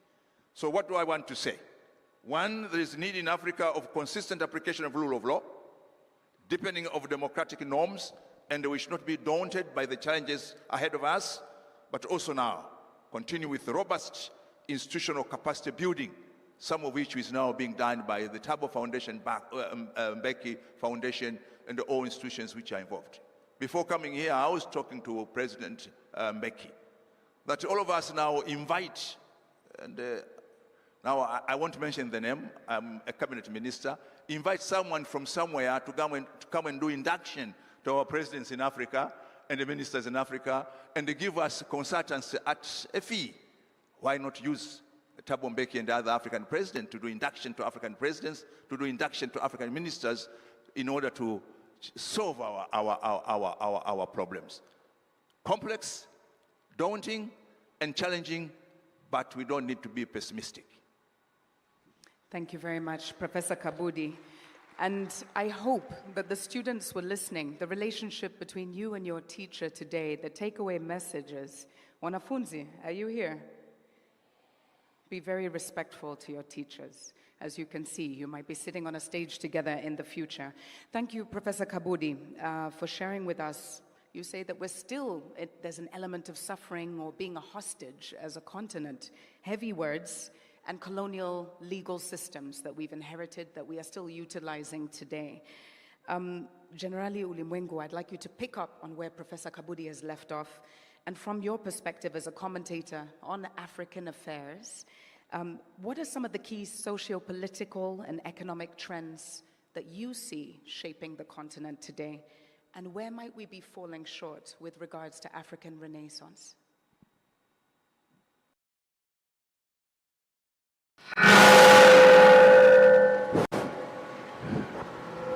Hello. Thank you very much, moderator. Your Excellencies, I am a bit taken aback by the introduction of the subject by Professor Kabudi, who started this conversation referring to books. And I do have two books with me here. And I would like to assure President Mbeki that I'm not in the habit of trolling part of my library on the streets of Dar es Salaam every day. But today was a special day. As I was coming here, I realized that I have to travel for 1 hour between my place and this place. And I can't spend 1 hour just listening to the radio talks on the Bolt taxi driver's radio. So I always carry a book. So the book I could lay my hands on immediately was Simon Sinek's Leaders Eat Last. Leaders eat last. And I would suggest to the author that maybe he should have said, leaders eat last and least. But I was coming here, as I was coming here, I was told that my book that I had, a copy of which I had lost in Addis Ababa while working on an assignment, had arrived. I wanted to replace it, so somebody ordered it from Amazon, and I got it on my way to this hall, and it's Adam Hochschild, King Leopold's Ghost. Now, these two books are extremely important, and they are linked. I did not know that Professor Kabudi would start with books, so I didn't prepare myself for this, but I thought, since I have them here, I might as well introduce them to you and base my conversation on that. Leaders eat last. That's the last thing you want to tell African leaders, because they will expel you wherever you are. You don't go around telling African leaders that leaders eat last, because either you'll have no leaders at all after that, or they will expel the man who says that. Because they eat first, and they eat a lot, and they eat too much.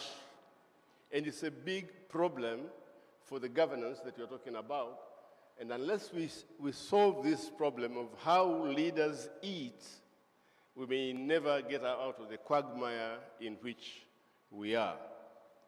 We know that Africa, as you say, Africa is not one country. Africa is a diverse tapestry of countries, cultures, governance systems, and so on and so forth. And we have made some advances somewhere in certain areas, and we have made reverses, sometimes very serious reverses in our governance structures.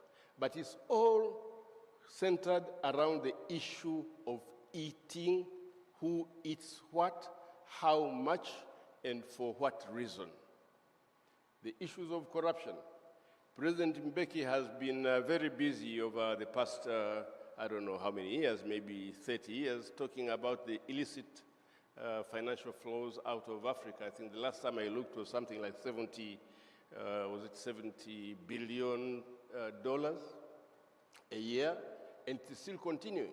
And if you look at those figures that President Mbeki has been giving, most of the hemorrhage, most of the financial hemorrhage that Africa is suffering from is occasioned by people who we call leaders.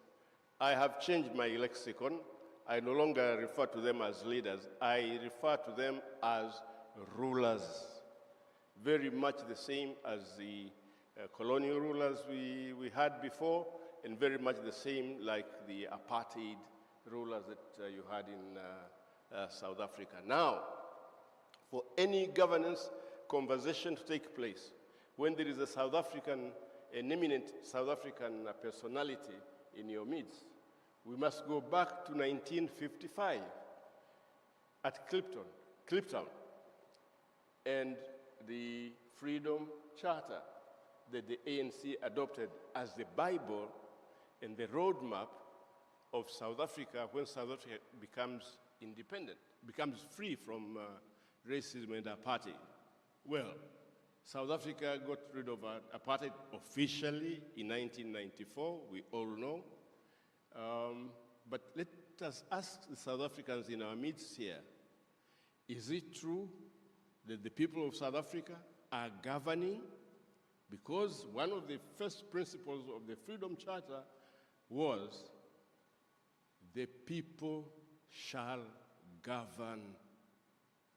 The people shall govern. Now, in South Africa, I don't know whether this is reality, but in the rest of Africa, is this really what is happening in our countries?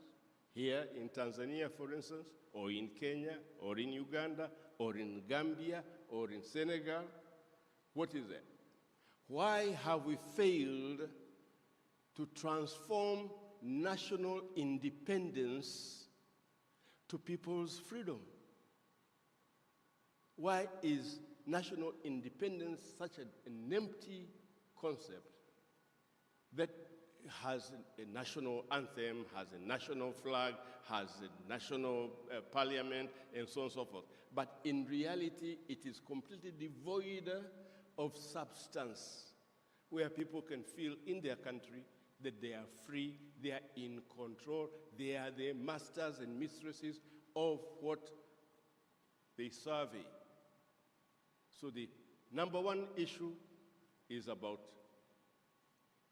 who eats first, and the number two issue is who rules over our countries, including our economies, our politics, our culture, our social services, and so on and so forth. I pause there. Thank you very much for sharing that. To play devil's advocate, Mr. Ulimwengu, some people might say the male lion eats first and then the family follow once they make a kill. But I think you've made a very, very powerful point there. How do we lead at family level, in our community, in the institutions we're leading? And as leaders, we should be eating last, putting the people forward. I think you've made a very powerful point. Thank you for that. We will come back to you in just a moment. Now, Professor Shivji, you've heard what has been shared here by Professor Kabudi and Mr. Ulimwengu as well. From your perspective, looking at it from an academic perspective in particular, what do you believe to be the most pressing economic and structural challenges that might be facing the continent? And how might they impact our ability to achieve self-reliance? Or do you believe we already are self-reliant? Thank you. Thank you, moderator. First, thank you for giving me this opportunity to share some of my thoughts. It seems to me that if we want to know where we are at, we have to know how did we arrive where we are. So we have to know how did we arrive at this state that we are in today. And here I would like to make 3 points very quickly, given the constraint of time. One, at the time of independence, we inherited colonial economy. And one of the main features of this economy was that it was integrated vertically, externally to the metropolitan countries. But internally, it was disarticulated. Internally, there was no relation between various sectors because they all were geared and structured for external demands and external interests of the metropolitan country. But in essence, in political economy, these structures resulted in siphoning off of surplus from our countries. So while our countries were the site of producing surplus, the site of accumulation of that surplus was metropolitan country, what we call capital. There was very little accumulation within our own countries. And whatever there was, it was mainly the form of merchant capital, not productive capital. This is what we call underdevelopment.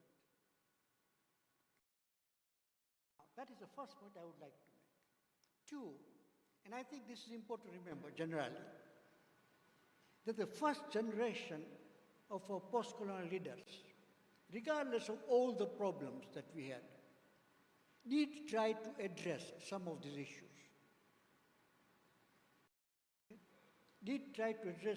issues.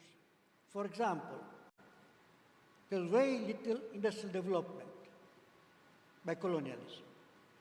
So in many countries, regardless of their political orientation, they embarked on some kind of import substitution industrialization. In many of our countries. And this happened, of import substitution industrialization.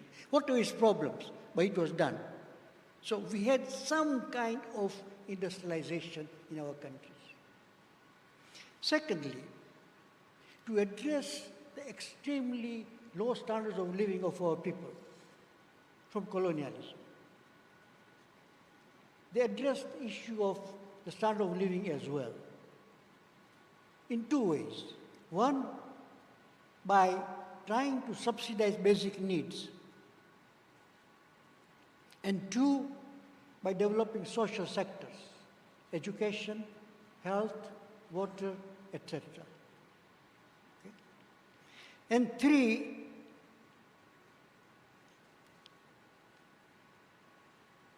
since there was no private capital to do it, internally. Or whatever there was, it was not prepared to do this. And of course, foreign capital was not interested in doing it. So inevitably, there was an expansion in the public sector. The state had to intervene. So all over Africa, in many countries, we had an expansion of the public sector. And regardless of whether the countries called themselves socialist or capitalist. For example, Malawi had one of the biggest public sectors. Malawi was by no means socialist, because this was inevitable, as I said. And this, as we know, in developing countries, in economics, are called register regimes, which you find in many developing countries. Now, then came, and this is my third point, then came the onslaught of neoliberalism, the so-called Washington Consensus, spearheaded by Reagan and Thatcher. In the late 70s and early 80s, many of the African countries found themselves in deep economic crisis. I will not go into the reasons for this, but one of the crises was heavy debt burden. We had fallen prey to the salesmen who came and sold loans to us, and we took them. So we were heavily indebted. So African states were vulnerable. The result was that when the structural adjustment programs came, now imperialism took offensive. During that period, it was on the defensive. Now it took offensive. Okay? So they began imposing structural adjustment programs in neoliberal policies. Now, neoliberal policies, as you know, the mantra there is free market. Okay? Liberalization, marketization, privatization. Okay? And by the way, because we are so used to using this term, I heard it also at the university. It was neoliberalism, the World Bank, the third generation of structural adjustment program, which coined the term good governance. Good governance is not coined by us. It was coined by the World Bank. Okay? The Arusha Declaration did not talk about good governance. It did not talk about utawala bora. It talked about uongozi bora, good leadership. Democratic governance, yes, but good governance is meaningless. It's a moral term. Okay, who decides what is good governance? Anyway, the point I'm making is that this neoliberal onslaught, okay, which integrated us further into the international value chains, both commodity chains and financial chains. We found ourselves at the most exploitative end of those chains. The surplus continued to be drained from our economies. Okay? There are figures and so on, I'm not going to cite them, in various ways. Neoliberalism and the structural adjustment programs over the last 3 decades has had devastating effects in our society. It destroyed the social fabric of our societies. Our society has become extremely polarized, with a small group of people obscenely rich, and a large majority of the people filthy poor. Go to any African countries. Once you step outside the main highways and streets, you will see the poverty. And in our villages, to this day. There was rise in absolute relative poverty. Figures are there. Unemployment rising by the day. Today we all talk about youth unemployment. It's a real issue in Africa. But few of us are prepared to admit that partly, if not wholly, is due to the kind of policies that imposed on us and which we embraced. These leaders who eat first, embraced them, because they could continue eating first. it was in their interest to embrace them. So these were embraced. And as a result, this is what we found ourselves in. This is the kind of condition we found ourselves in. Now, what shall we say? Because the question of self-reliance. Of course, this meant, net result was that today, in my view, with some exceptions here and there, we are more dependent than we were at the time of independence. Forget the question of self-reliance. There's no self-reliance. We are, in fact, more dependent today than we were at the time of independence. To the extent that all that we said about the right to self-determination, okay, we literally squandered our self-determination. We hardly make our own decisions.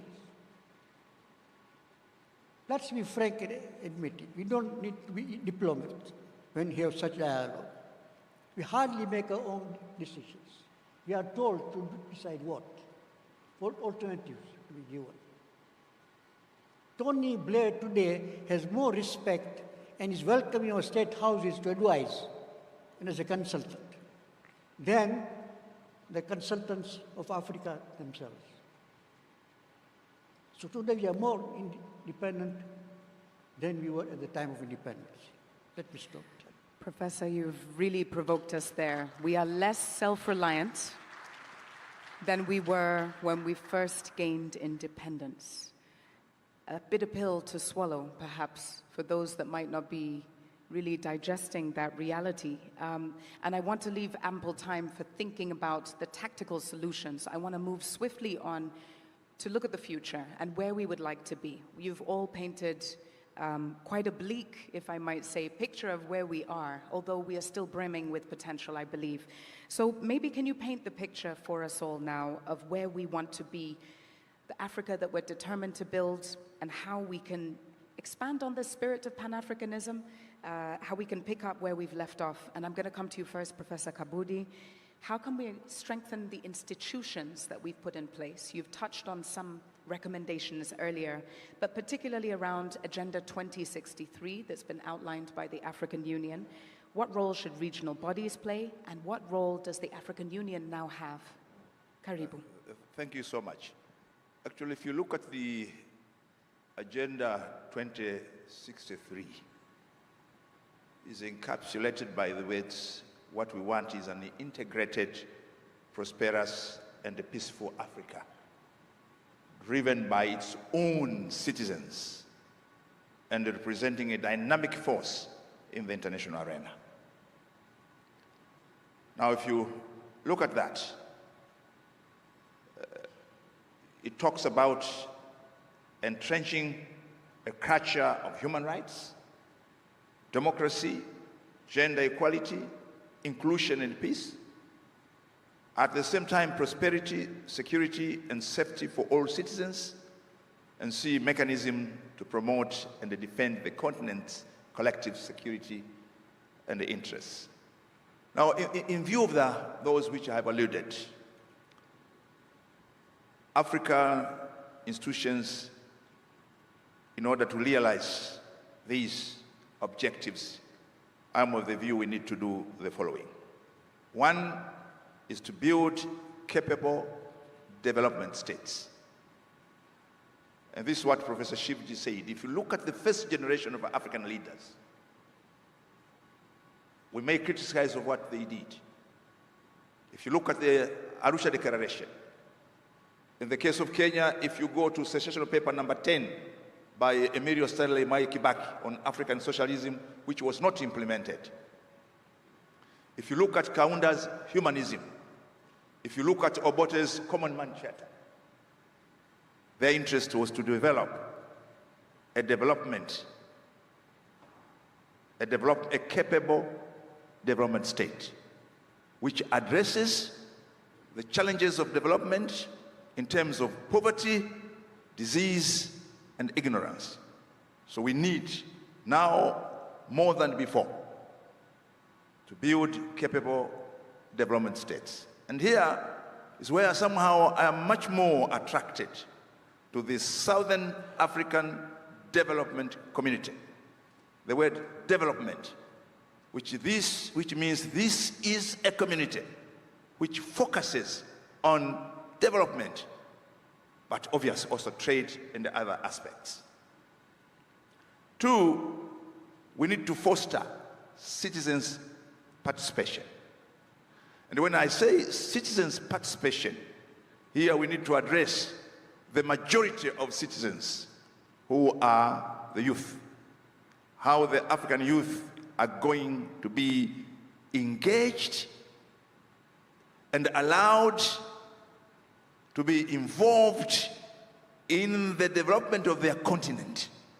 And here are matters of education, matters of skill, matters of knowledge need to be emphasized. C, for the governments, and I'm part of the government, is to adopt a result-based approach.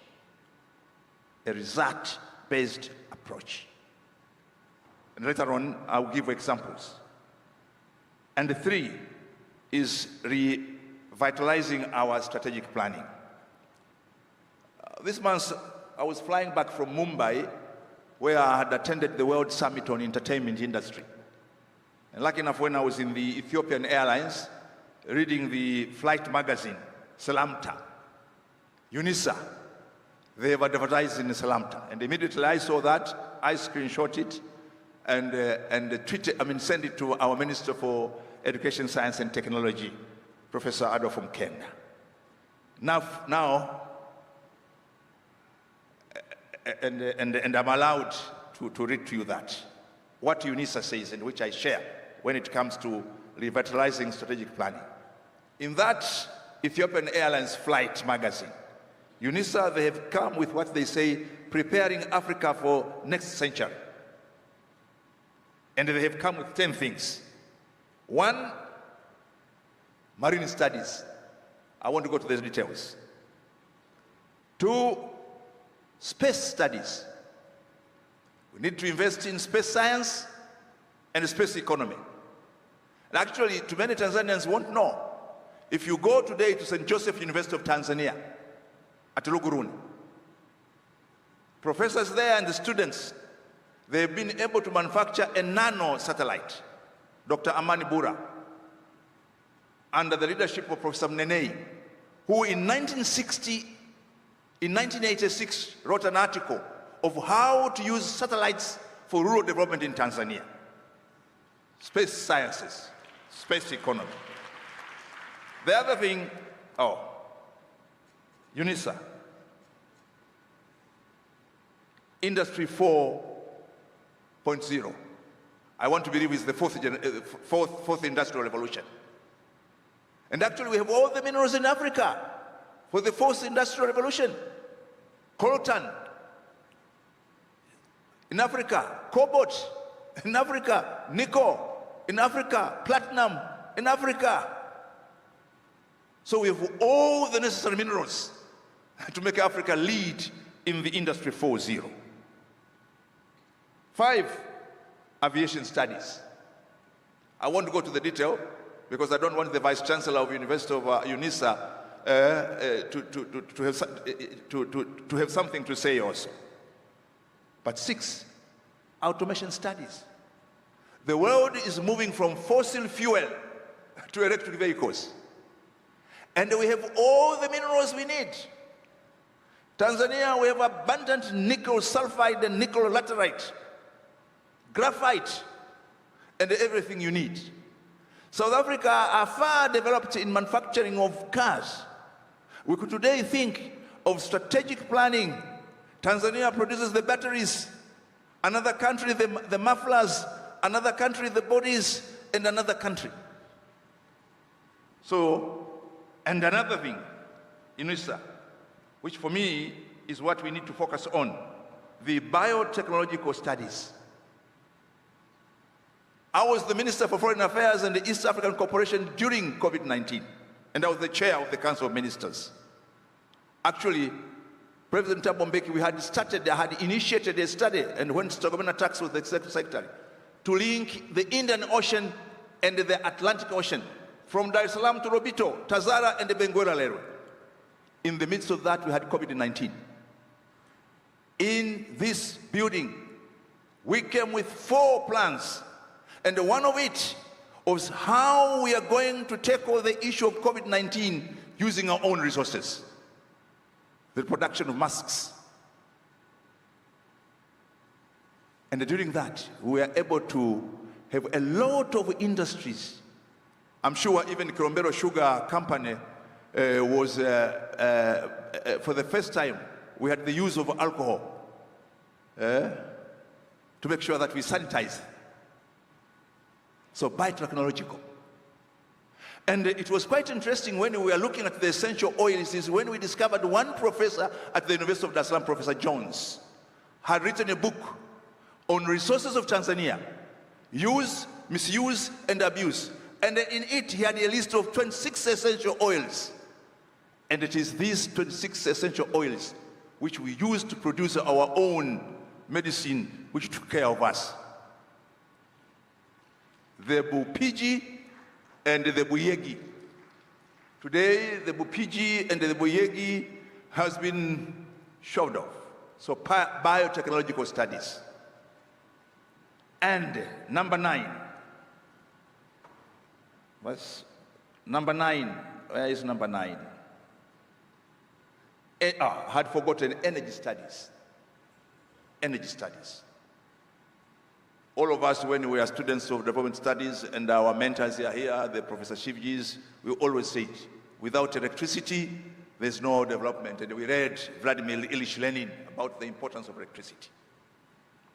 If Congo is going to be stable and peaceful, the Congo River is able to produce enough electricity for the entire continent and surplus. But also the green energy, solar, wind. But the most important thing, which I learned also number 9, the health studies. Health studies of how Africa is going to prepare itself, one, to tackle epidemics when they happen. We all remember here in Tanzania, we are producing our own vaccines for measles and polio. Come privatization, we closed all those industries. And today, we are 100% dependent on vaccination from outside. And I remember during COVID-19, it was very concerning to see African leaders sitting in Addis Ababa discussing how to distribute among the African countries donation of vaccines against COVID-19 from other countries. And it is when Tanzania sponsored one of the resolutions which was taken by the then chairperson of the AU, Cyril Ramaphosa, of how Africa is going to produce its own vaccines. And we cannot do that without biotechnological studies and health studies. And the last one, student support. So actually, when we talk of the future, mine will be those 4. What should AU do? 1, coordination. Coordination. One of our main weaknesses is coordination. And another weakness of ours is monitoring and evaluation. We adopt a lot of resolutions, sign a lot of MOUs, and a lot of agreements. No plan of action, no monitoring, no evaluation. So for me, we need now, at the continental level, strong coordination, but also monitoring and evaluation, but also now building a culture of respecting our own resolutions, implementing them, following them up. And the approach of Africa for many years has been of competition instead of complementing our efforts. Tanzania is not competing with any country. South Africa is not competing with any country. Let us look at the strength of each country and complement our efforts in order to achieve developed Africa, self-reliant Africa, Africa which is capable of defending itself, feeding itself, and the Africa which gives hope to the future generations of Africa who will come, because they will inherit a developed Africa, which, as I said, which has suffered a lot from colonial rule, but also from our own misrule and our own misplanning. Thank you. Thank you, Professor Kabudi. The Africa that you've laid out is an Africa that the youth are going to inherit, that are going to live in, the one that we are trying to envision. So I'm glad that you've raised them and the importance of participation. And I recall when Tanzania was going through the Vision 2050 process of putting together the strategic document, there was extensive engagement across society, which is critical for moving the country forward. And Professor Puleng, I hope you received your flowers there, that very impactful advert. Nice return on investment there. Generali Ulimwengu, this is a question that is quite fitting because sitting next to you, because I'm going to talk to you about culture and media, and the Honorable Minister is sitting right next to you, so you can feel free to talk to him directly. But the question that I'd like to put to you today is, what role do you believe culture, media, and youth engagement will play in shaping the shared vision for Africa laid out by Professor Kabudi and others, our forefathers, and how can we inspire a sense of collective purpose across diverse African societies? Karibu sana.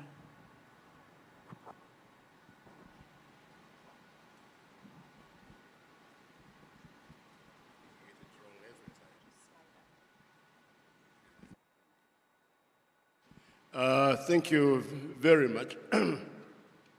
Culture, spirituality, I may add the arts, our music, our dances, our storytelling.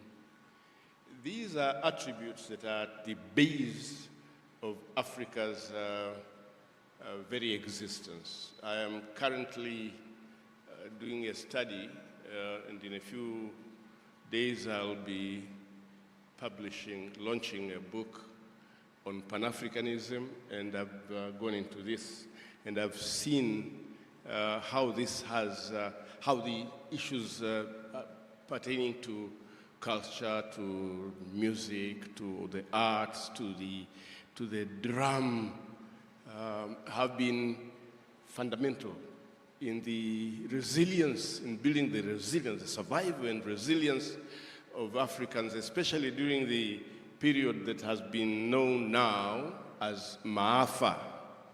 Maafa, which is a Swahili word denoting catastrophe, that befell the African continent, and people were exported, were kidnapped on the continent, exported to the Americas, to the Caribbean, to Europe, and elsewhere. And how they survived those extreme conditions of brutality, dehumanization, and to emerge as a people reaching out to other people who are like themselves, and to form bonds that eventuated in what we call Pan-Africanism today. It's a very powerful story. People who were originally Bakongo or Wolof or Makonde or Ashanti, now finding themselves in these plantations, whether in the Caribbean or in the United States or South America, and they didn't know they were African at that moment, until their owners, the slave master, started calling them, "You African, come here." And they said, "What? I'm African now?" And they started realizing that they came from the same place, and eventually this did lead to people like W.E.B. Du Bois, Marcus Garvey, and the others, to come together and say, and in this list there is a very eminent South African, Isaka Seme, who was a thinker at the turn of the 19th century of the Pan-Africanist movement. So the arts are very important because for Africans, the music and the drum and the song are not just objects of entertainment. They are also a spiritual way of reconnecting with their roots, remembering who they are and what they have gone through, the suffering they have had to deal with, the way they resisted that brutal experience, how they emerged victorious until they came to where we are right now.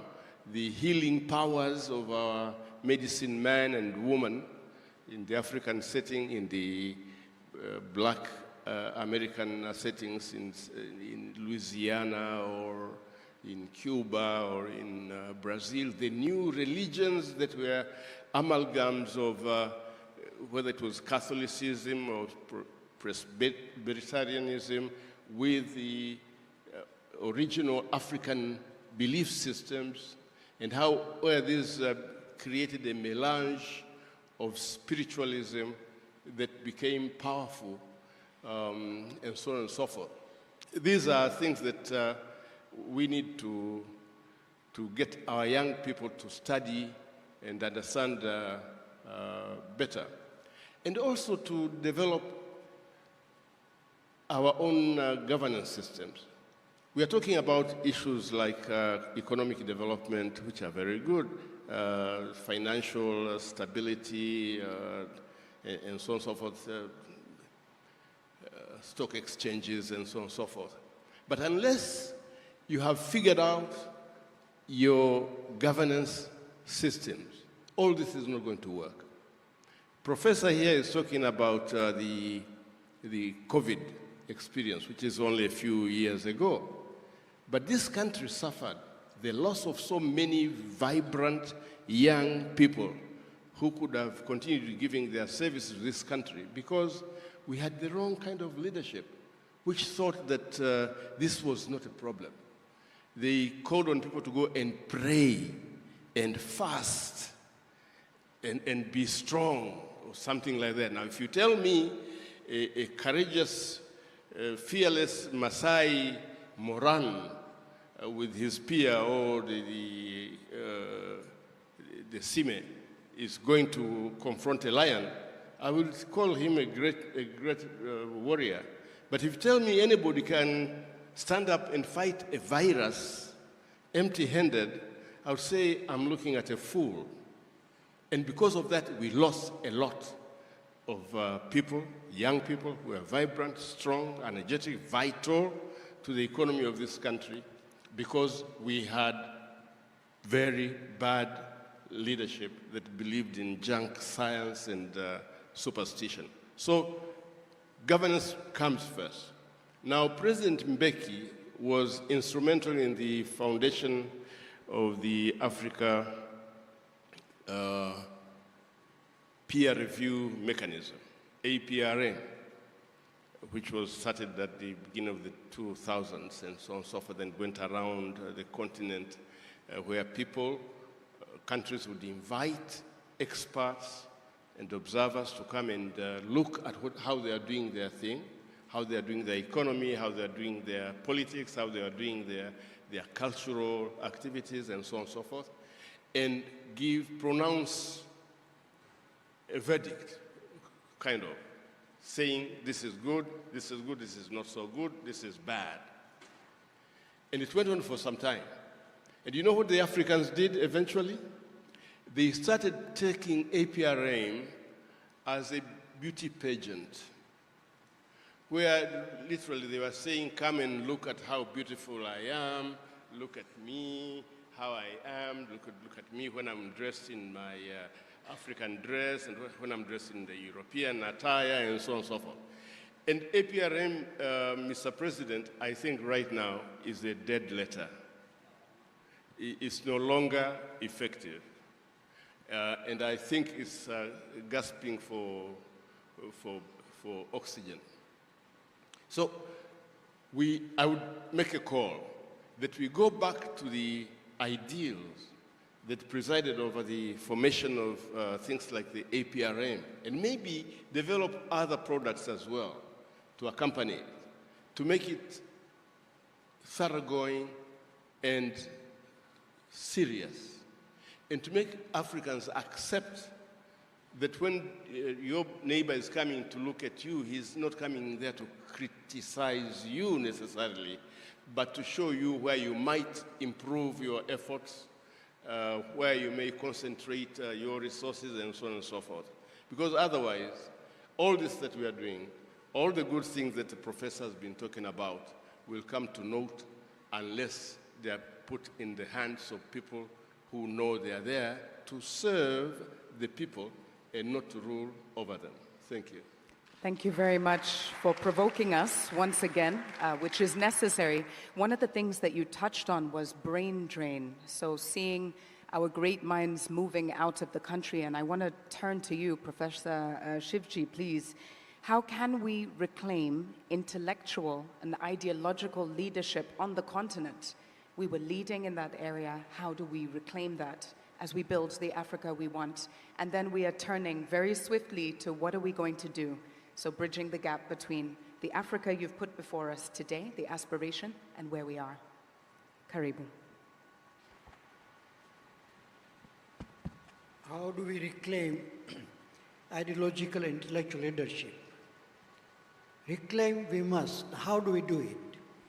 But let me quickly point out that in the immediate post-colonial period, both externally and internally, Africa did exercise intellectual and ideological leadership.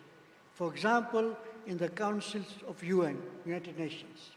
This was a time when we had the right to development, which was pushed by Africa. We had the two international conventions, 1966, on civil and political rights and social, economic, and cultural rights, which were adopted by the United Nations. And one of the important provisions in both these conventions was right to self-determination. Right to self-determination.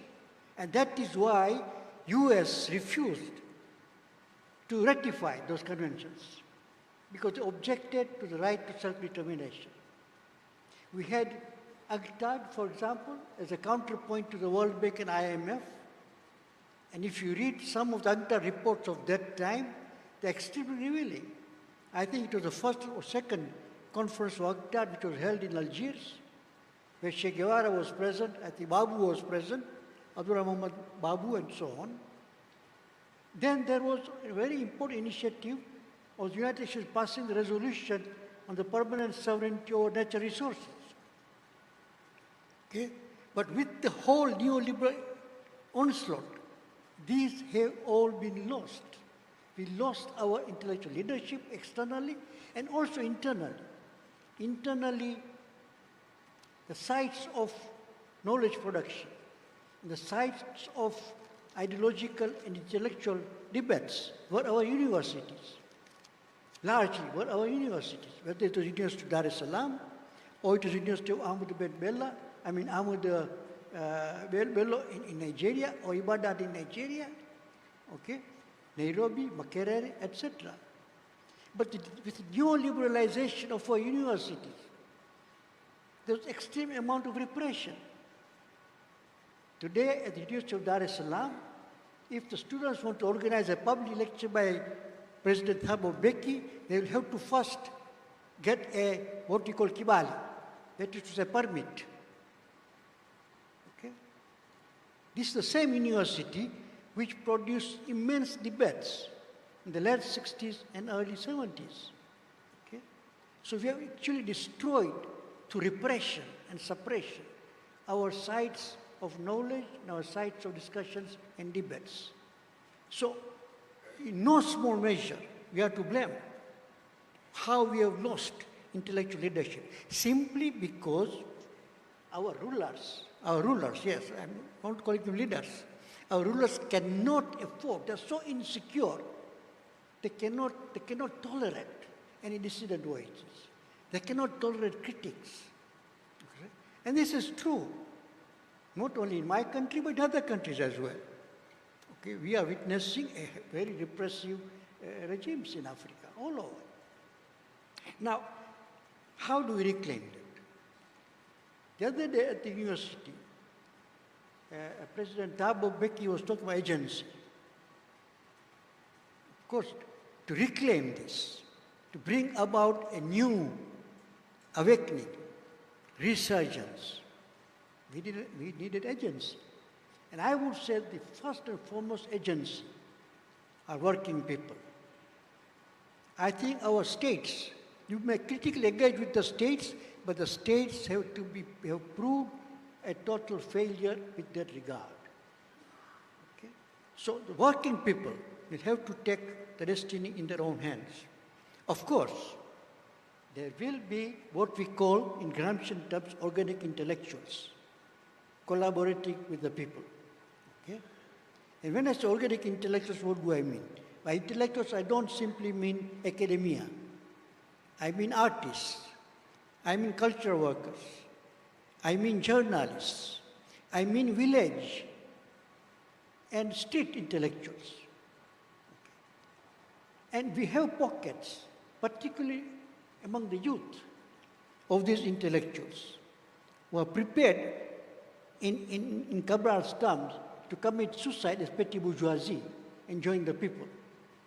So it is this kind of combination, which it seems to me, will be the agency for the development. And ideology. In Africa, in the African continent, I think it's the only continent where we have very powerful ideology in Pan-Africanism. It is more than a century old now. We had very powerful ideology, political ideology, and political movements inspired by Pan-Africanism. Let us not forget, African nationalism was born of Pan-Africanism, not the other way around. That is why I get very upset when people talk about the example of European unity. It's not a parallel at all to Pan-Africanism. Okay? So we have a powerful ideology. How do we revive that ideology in the present context? I think that's a big challenge, but it's possible. And we have pockets of youth who are going back to Pan-African ideology all over the continent. All over the continent. And these have to be threaded together. So I don't think we have to look elsewhere for ideologies. We have an ideology, very powerful ideology. And as General was pointing out, that means that it will make us rethink our governance structures. The representative democracy is with multi-party and elections has actually proved its limits. We have to go beyond that. We really have to go beyond that in terms of real participatory democracy, bottom up. And we have necessary institutions in some countries for that. Let me stop there. Thank you. You've painted a very clear picture there of what intellectualism or reclaiming our ideology could look like, that actually we already have quite a diverse intellectual bank on the continent, and how do we really harness that? And you also said our destiny is in our hands, and that segues us very nicely to the final part, and I think the most important part, which is what are the tactical, practical strategies or actions we can take to get us from where we were, where we are today, to where we wish to be, so that we can bridge that gap. Gen Z call those growth hacks. What are the growth hacks for Africa? And I know that you've touched on some of them through the course of your remarks, but I'd like to give you a final opportunity to share with everyone today, both in the room and online, what needs to be done, practical and tactical. Professor Kabudi, karibu. And maybe you wish to focus on the government and institutions, how they can overcome barriers. Thank you very much. One, we need to address the root causes of conflict and promote peace. As I said, if Congo today is allowed to be peaceful, Africa will change. The most unfortunate thing, wherever one country when they discovered oil in that country, Africa thought now it is going to be the engine of development. What followed? Coup d'etat, military rule, corruption. Another country,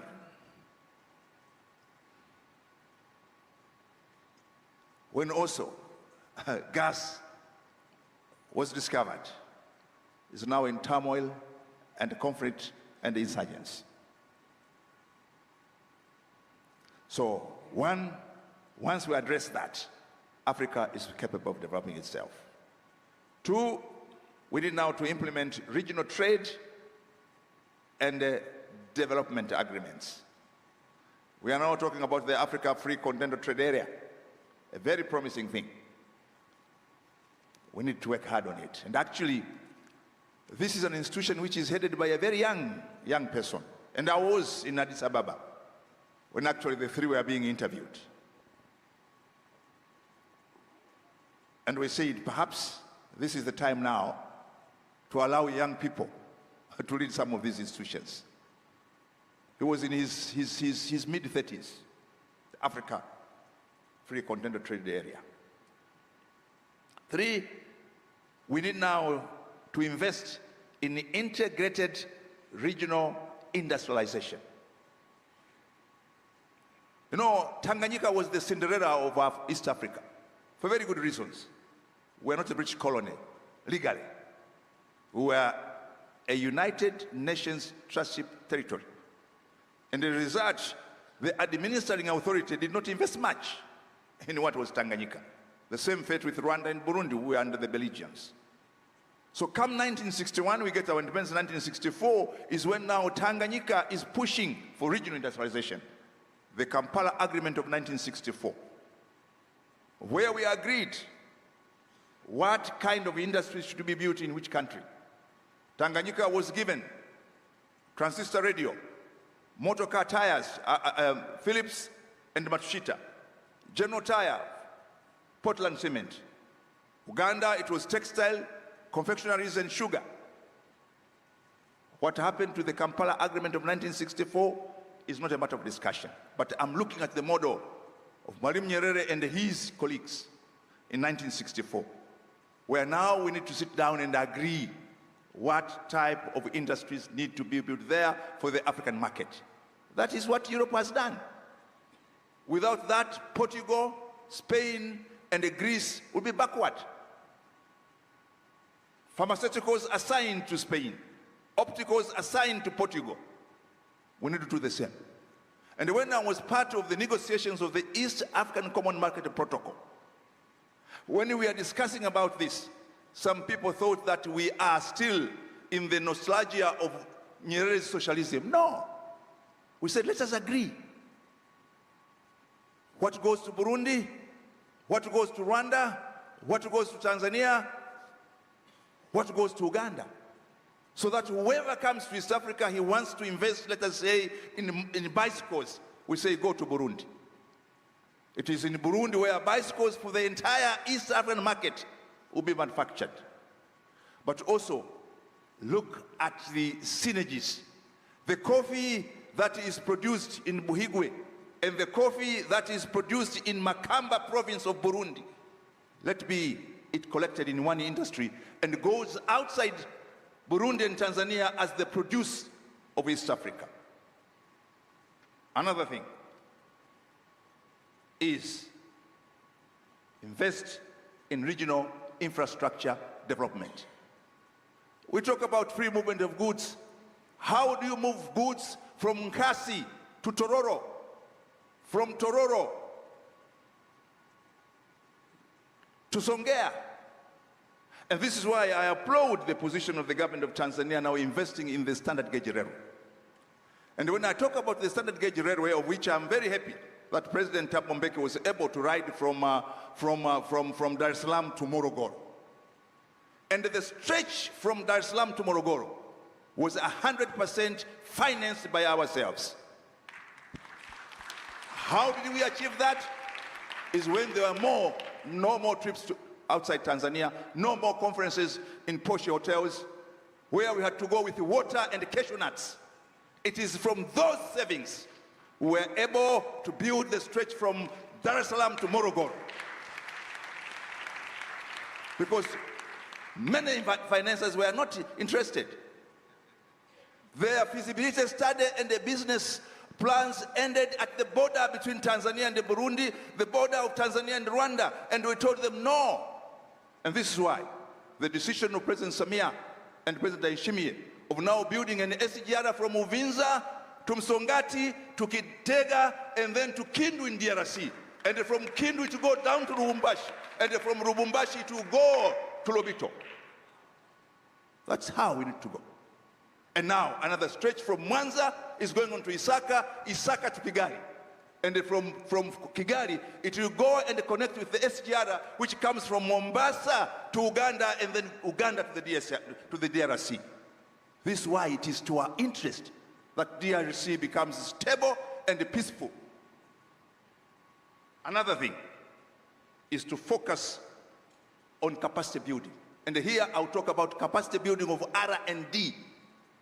Africa, we are spending less in R&D, research and development, because we have been cajoled that you don't need to invest in R&D. You can go and take for no. We need to invest in R&D. What? Promoting culture, and that is where I go to where General Member said, with this age of artificial intelligence, we need now to invest more of having a cultured, enlightened African citizenry. A cultured African citizenry, be it in literature, be it in music, be it in anything. So these are the areas where, and here I would want now to touch on one thing, because I know we are going to the end, and this is under my portfolio. I was so moved to see you, President Thabo Mbeki, and your colleagues at Solomon Mahalangu. I escorted President Cyril Ramaphosa there.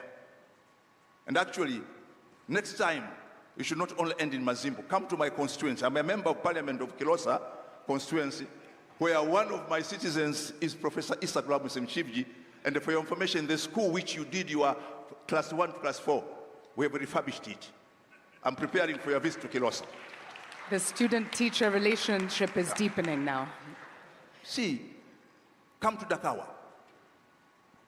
and you see the dreams of Oliver Tambo and Julius Nyerere to prepare young South Africans, once South Africa is free, for them to go back to South Africa skilled. Come and see the Vocation Training Center, which was built in order to prepare young South Africans. Once they go there, they go as skilled. It is still working today as the Dakawa Vocational Education Training Institute. And the machines which were imported for leather products, for textile, they are still working. The teacher training school for South Africans, it is now our teachers training school, Dakawa. And the girls' secondary school, which was training the South African girls, is now our Dakawa Girls High School. Which means what? We also need to valorize the liberation struggle heritage. We are not talking about the past. We are talking about how we are living it. And I was telling President Mbeki before coming here, in Tanzania, we have 174 graves of South Africans who sleep here in their country. And this is why President Mbeki, it was not a matter of conspiracy that I invited, we have here 2 Ngoni chiefs from Songea. These are the ones who their great forefathers left South Africa during the Mfekane in 1840. And when I was still in academics, lecturer visiting University of KwaZulu-Natal and the University of Zululand on a project on indigenous knowledge, I said we need now, President Mbeki, to have a project of rewriting the Mfekane and the so-called Ngoni invention. Because the way it has been written in history books, it was as if it was an invention of savages. And we have not looked at the positive things. And the ambassador of Burundi is here. I want to tell you, these people went up to Burundi in Makamba province. Today you go to Burundi in the Makamba province, some of them are the same generation. So we need to sit down now, look at the question of culture, but our own history. And one of the aspects which I would want the University of KwaZulu-Natal, UNISA, and the other universities is to look at this question. Why is it important? Because of what is happening to the young generation in South Africa. Because of many other challenges, poverty and the rest, xenophobia. Professor. In order to address that, we need now to have collective projects over our memories and our heritage in order to know that we have one destiny of an Africa which is the same. And this is why now my last word. When we are discussing about linking Dar es Salaam and Lobito, there was a lot of questions. You know, once you link Tazara and Benguela, the Dar es Salaam port is going to lose to Lobito. We said, for whose sake is going to lose? There'll be goods from the Caribbean, there'll be goods from Latin America, passing through Lobito to Dar es Salaam to go to Southeast Asia, and vice versa. And I'm happy that now, under the leadership of my colleague, Ambassador Mahmoud Thabit Kombo Jecha, and the President Samia Suluhu Hassan, now we are going to link Tazara and the Benguela Lele, which means for the first time that the Indian Ocean and the Atlantic Ocean will be linked. Thank you very much, and in Professor. Geopolitics. And then I end Professor, up. you're giving all the points. Yeah. Your panelists won't have anything left to say. One good thing, and then I end it. Thank you. Once we do that, and then we link, because we are talking about the Great North, Cairo and Cape Town, but we are linking now with the Indian Ocean and the Atlantic Ocean. Thank you so much. You know, I have, let me confess, I have missed these kind of occasions for many times. Yes. Thank you so much. Thank you, Professor. I hope that we can get an invitation maybe from UNISA to come and do a visiting lecture. As you can see, Professor is very passionate. He has so many gems to share. He's touched on so many points. I'm looking at my other two panelists. Is there anything else you want to add that has not been mentioned by Professor Kabudi that you feel needs to be done? If I could give you a minute each, Generali, please, and then Professor Shivji. Things that have not been mentioned by Professor Kabudi. Karibu sana.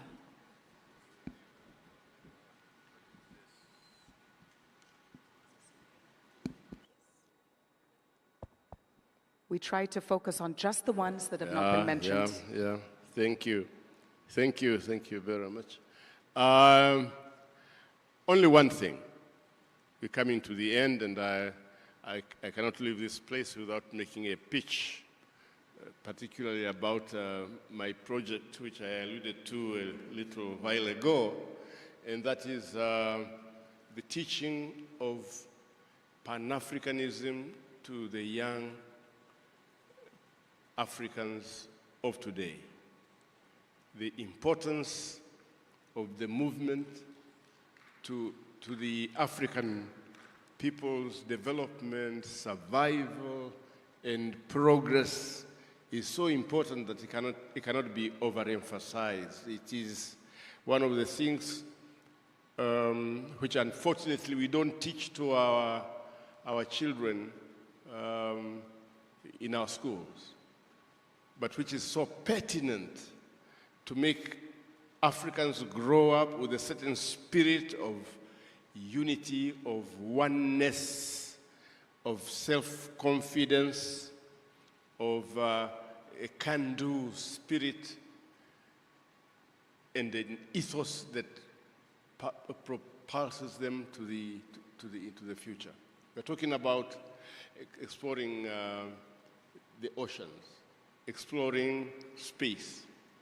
But these cannot, and other things, they cannot be achieved unless we inculcate in our youth a spirit of self-reliance, of self-worth, self-belief, and self-belief in yourself.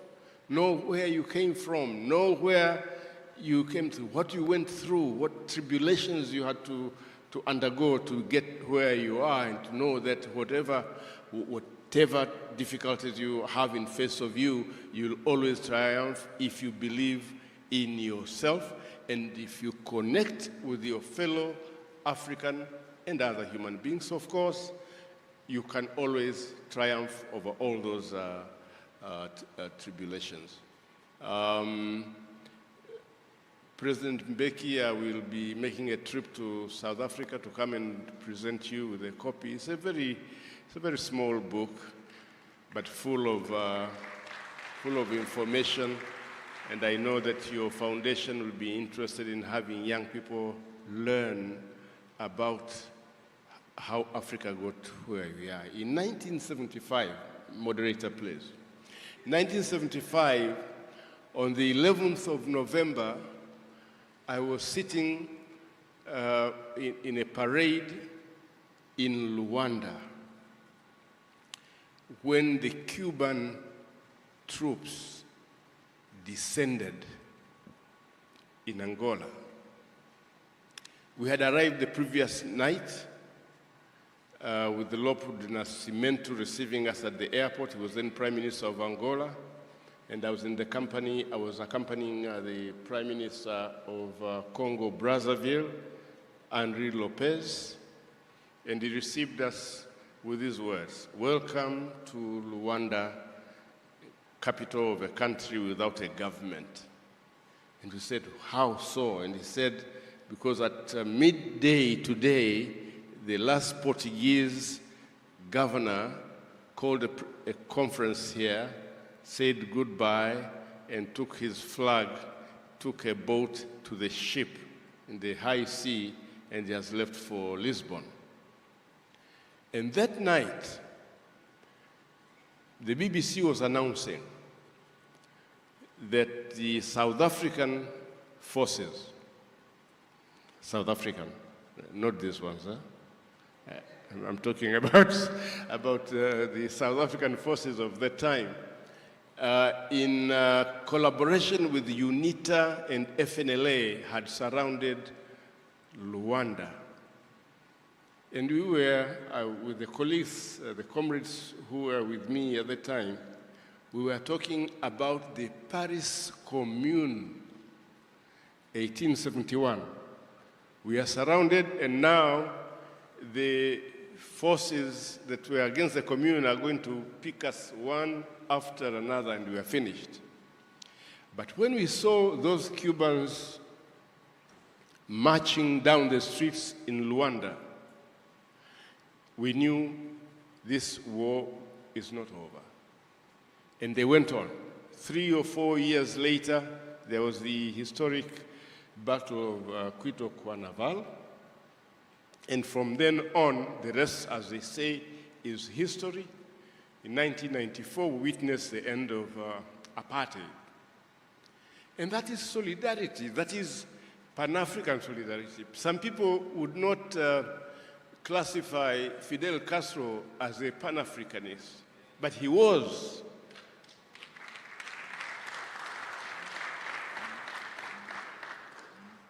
Fidel Castro was a Pan-Africanist, Raúl Castro was a Pan-Africanist. A lot of the government of Cuba were Pan-African. Some of them were actually Afro-Cubans, to make it even more poignant. So was Gamal Abdel Nasser. So was Ahmed Ben Bella, who were Arabs, but who supported the African cause, especially in the liberation of the African continent. So young people, please read as much as possible. Don't necessarily read my book, read other books about Pan-Africanism, and we'll be together. Thank you very much. Thank you very much. Professor Shivji, before you speak, will you allow me to invite everyone in the room who is under the age of 30 to stand up? If you are under, I know, I feel like standing up, but it's not the reality.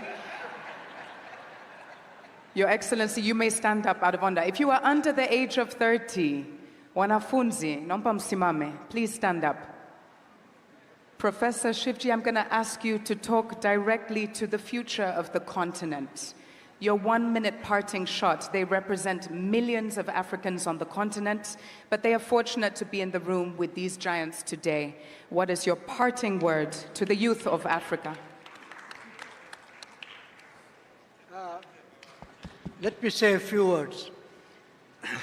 Maybe, please, kaeni, asante sana. I just want to sort of start with a personal note. If what Professor Kabudi said that my school in Kilosa is being refurbished, that makes me very happy, because when I visited Kilosa in December last year, it was in a dilapidated state. And the whole of Kilosa town was destroyed. It's not the town that I knew and in which I grew up. And I think that's the state of many of our places. Second point generally, about teaching of Pan-Africanism. I totally agree with him. When I was the chair of Pan-African Studies at the University of Dar es Salaam, we introduced a course on Pan-Africanism at the University of Dar es Salaam. Okay? Now, how far it is still there, but it's not just sufficient to have teaching. There must be debates on it. And these debates must be allowed. And these debates must be in a public forum. So you don't simply end up discussing Pan-Africanism in the classroom. You discuss Pan-Africanism in your halls, in your cafeteria, okay? In your school compounds, in your sports. That requires an atmosphere where there's no fear of discussing, of talking. Okay? So that's important. Teaching and discussions and debates should go hand in hand. Okay? So I think if our young people are to learn the rich history of Pan-Africanism, and the history of Pan-Africanism is very rich. How many of our young people know that the first African revolution was in Haiti? Okay? How many of our people know how the Haitians fought? The famous, amazing book by C.L.R. James, The Black Jacobins. This should be a mandatory text in our schools. You know? And there's so much written on Pan-Africanism. But neither our students, but nor our teachers, nor our faculty members are ready or actually introduce our students to it. And we keep blaming the young people. I think we should blame ourselves for our failure not to refer to it. So I agree with you, and I think on that line we should continue. And I think public forums like this help us to let some of us let off our steam, because you don't get this opportunity very often. Thank you very much. Thank you very much. Ladies and gentlemen, the beauty of asking your esteemed panelists to summarize and share their takeaways means I have nothing more to do as the moderator. So I would like you to get up on your feet and please thank our esteemed panelists today, Professor Kabudi, Generali Ulimwengu, and Professor Issa Shivji, for the incredible gems, pearls of wisdom that they have shared today. I believe the time was not enough. We could have listened to you all day. Please come to the front of the stage for a photograph. If you could come to the front of the stage. And if our photographer could grab an official photo of our speakers.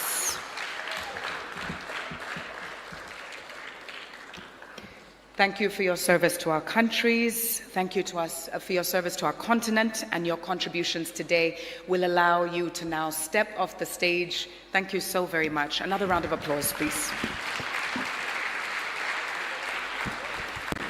Now we do have two very brief student responses to what we have heard today. We've already established that the future of Africa, please be seated, sorry, is in the hands of our youth. And so for only 3 minutes each, my apologies that you will need to cut down your response. We have 2 students. First, Nkosinati Mabilane, the National SRC President of the University of South Africa. He's a leader representing the voice of students across South Africa's largest university and a fierce advocate for equity and justice in higher education. Directly after that, we will pass over the podium for another 3 minutes to Sabato Nyamsenda, PhD candidate in political science at the University of Dar es Salaam, a young scholar deeply engaged in the questions of governance, development, and Africa's place in the world. Our student respondents, welcome. Thanks. Thank you very much, Program Director, the panelists who have just spoken. Generally, I am from 2 schools. Number 1 being the University of South Africa, the largest university on the continent, which is where I am a student of law, doing my LLB. But in your last remarks, you spoke about Pan-Africanism. And I wanted to inform you that my other school, which is the Economic Freedom Fighters, is where we're learning about Pan-Africanism. So we want to allay your fears that indeed young people are learning about Pan-Africanism. Minister, you spoke about the 10 key areas of the University of South Africa.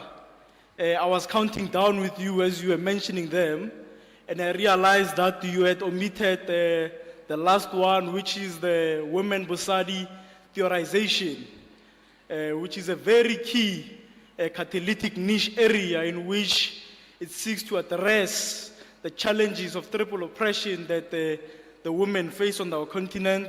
And I'm lucky they said you must get an invite to South Africa where you'll get to learn more about the 10 catalytic niche areas of the university.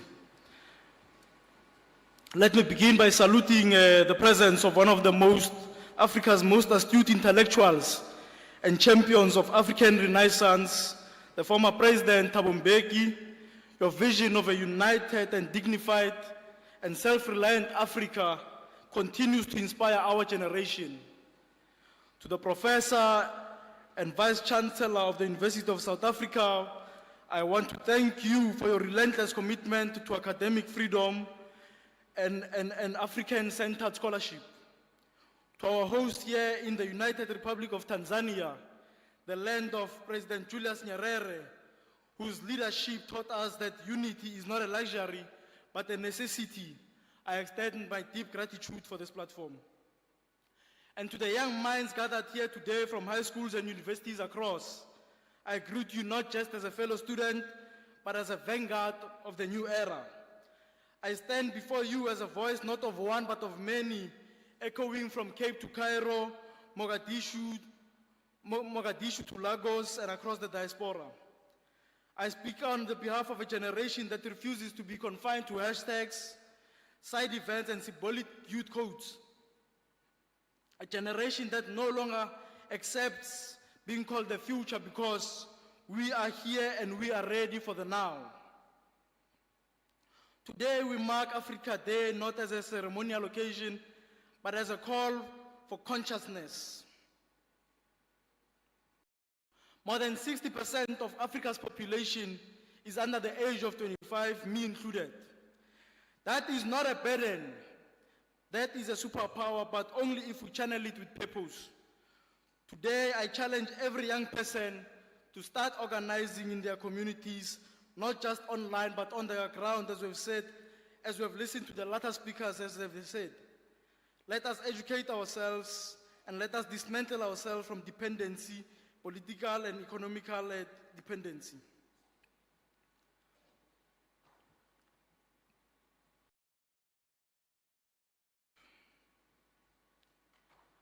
President Mbeki, like I have said, I address you as a member of the EFF, but also as the president of the UNISA National SRC, which is the largest university. Over this past week, the voice of the leader of the EFF echoed in the Oval Office in the United States. a moment both historic and symbolic. And this voice I'm speaking of is that of Julius Sello Malema. President, we want to ask you as young people today, what should be the stance of the radical youth of this continent when the leaders of our continent are summoned to foreign capitals not as equals, but as spectators in the theater of humiliation? How do we as a generation, President, in pursuit of a total liberation, interpret the spectacle of the African heads of state being paraded and ridiculed in the same chambers that once legitimized slavery and colonialism and economic pillage? You, President Mbeki, have once clarified on more than once occasion that the chant "kill the Boer, kill the farmer" is not a literal incitement, but a political struggle song deeply rooted in resistance of our people. It is a chant of the landless, the dispossessed, and the economically excluded, President. It is not hatred, it is our history.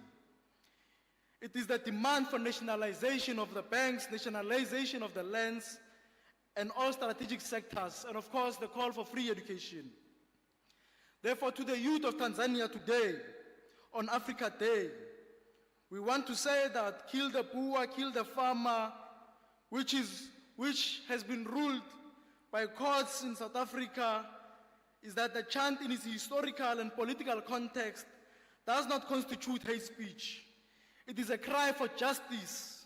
It is a cry for free quality education. That is why we will never retreat. We will never surrender the fight for economic freedom in our lifetime. We will never abandon the call for expropriation of land without compensation. Comrade DSG of the African National Congress, I'm happy you are here.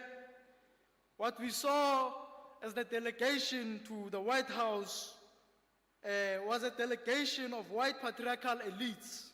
The majority of black population of South Africa and Africa largely was glaringly absent in the Oval Office. Instead, golfers and capitalists represented our land, not the workers of this country, of this continent, and not the youth and not the women. And therefore, I ask you, DSG, was that not a betrayal of the democratic promise? 1 minute. As we conclude, we must also characterize the evolving role in which China in Africa once stood shoulder with African liberation movement is not the same today. China that commands global trade routes, infrastructure corridors, and financial systems in the area of global capitalism, we must ask with revolutionary clarity, what is the role of China in Africa? Specifically in Tanzania, Minister. What should it be? Tanzania, like many African countries and states, has welcomed massive Chinese-led infrastructure projects, roads, ports, railways, and digital corridors. These are important, but infrastructure without local empowerment is a new form of dependency. We must not build highways to nowhere. We must not construct bridges while leaving Tanzanians unemployed and poor.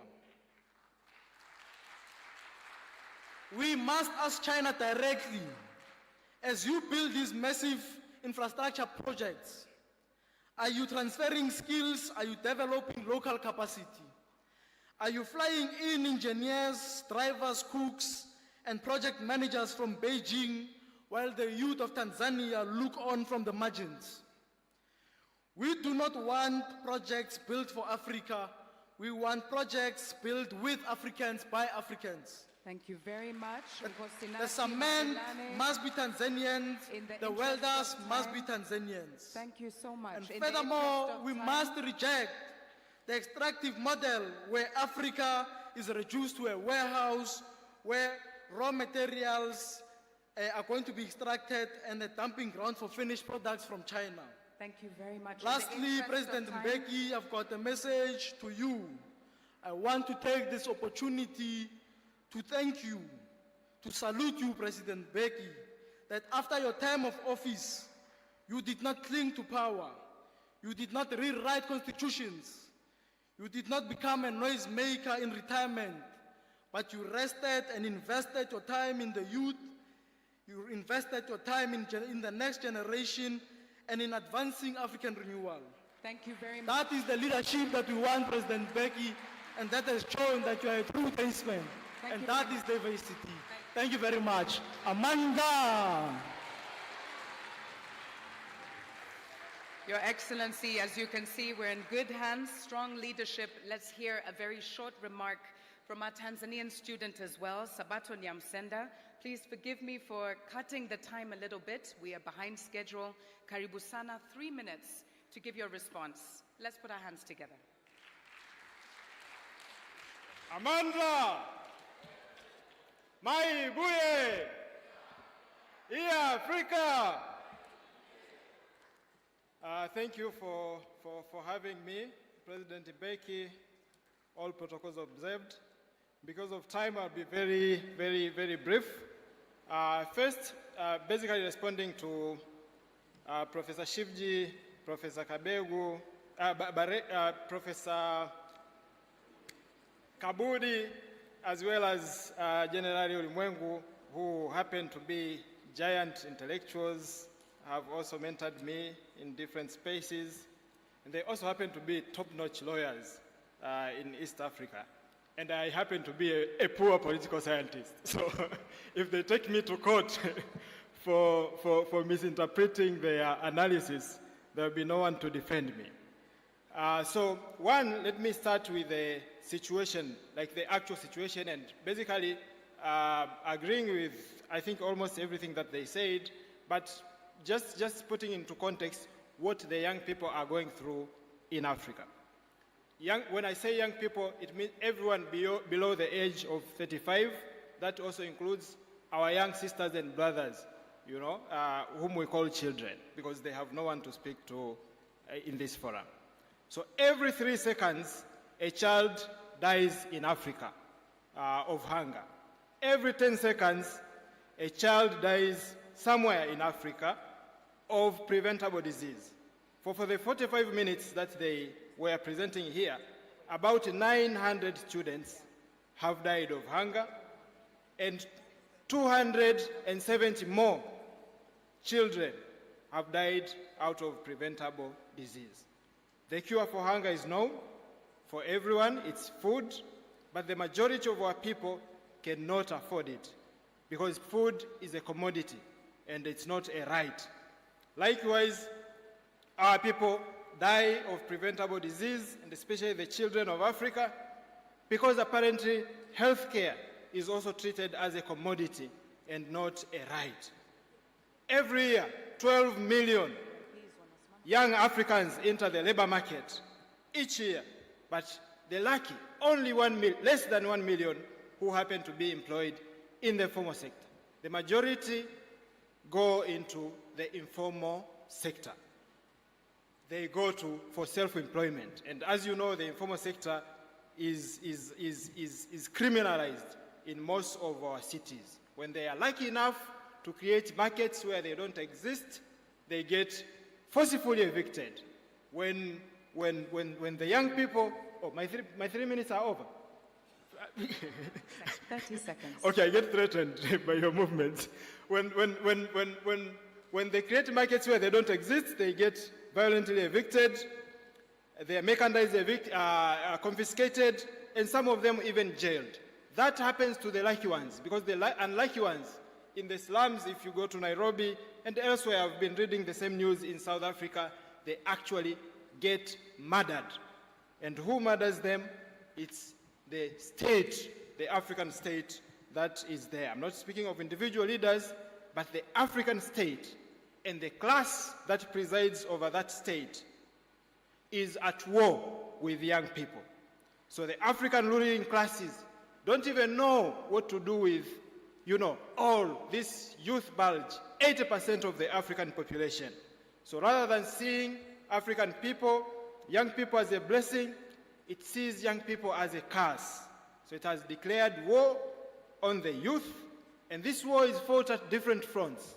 If you look at the economic front, and I'm glad my brother has introduced that, some of the points, by embracing the economic policies of neoliberalism, the economic system that is geared towards profit for the few and not welfare for the majority, a system that allows corporations to plunder the resources of Africa and engage in illicit financial transfers and all that, then this system actually impoverishes the majority of young people.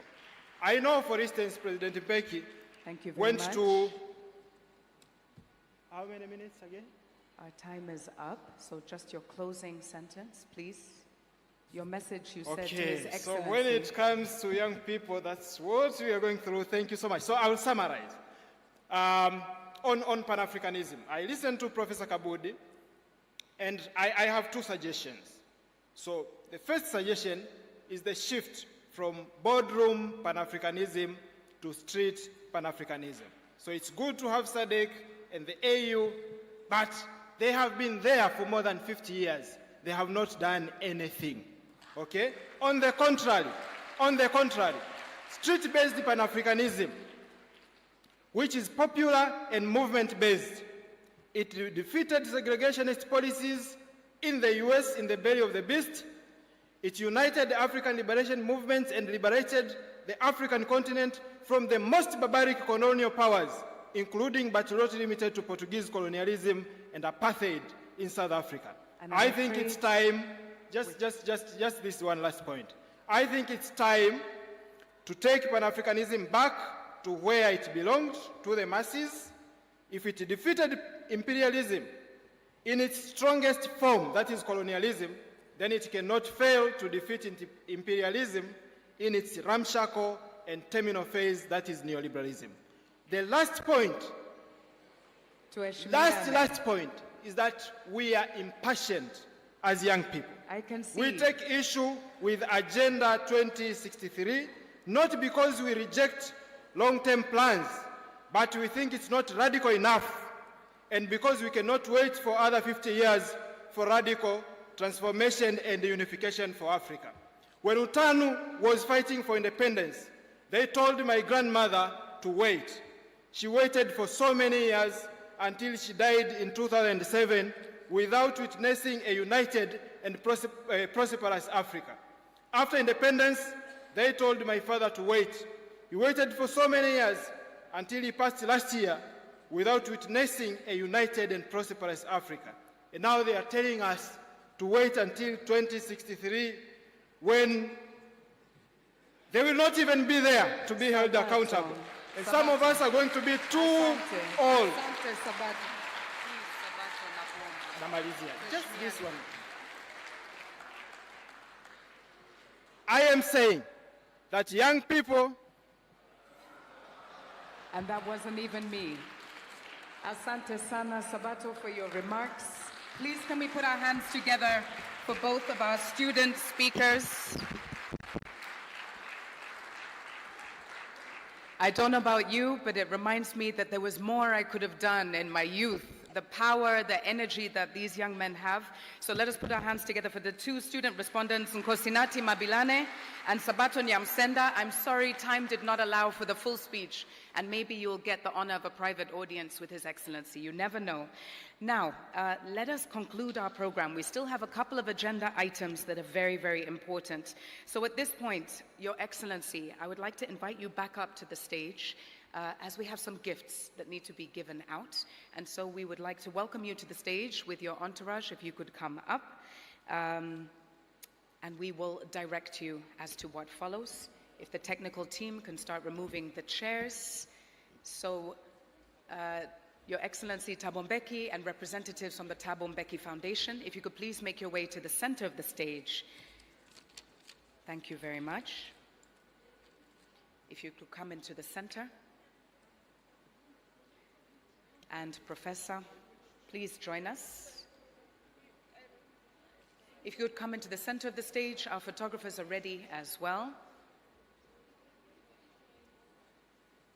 Other members joining His Excellency, please. The Thabo Mbeki Foundation has some special gifts that they would like to bestow on some members of this 15th Thabo Mbeki Africa Day lecture today. And so if we are ready and the stage is clear, Your Excellency, could you take some steps forward? Photographers, just give me a signal they're in the correct position. Please continue to move forward. Continue to move forward. We're good, thank you. And the first gift, if you could hand the gift to His Excellency, is for the Honorable Minister of Foreign Affairs, Mr. Mahmoud David Kombo. If you could come up and collect your gifts from the Thabo Mbeki Foundation. Let's put our hands together, please. And he's feeling ambitious, not using the stairs.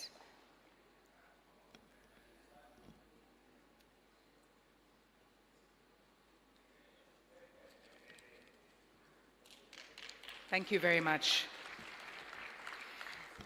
If I could invite, I think we have our photo there, and you can remain on the stage. If I could invite Ambassador Mpungwe to collect the gift on behalf of His Excellency Warioba, who was not with us today, but on his behalf, I believe Ambassador Mpungwe could receive that gift.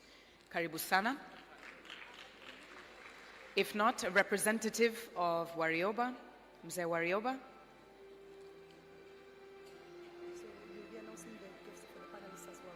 Yes. Thank you.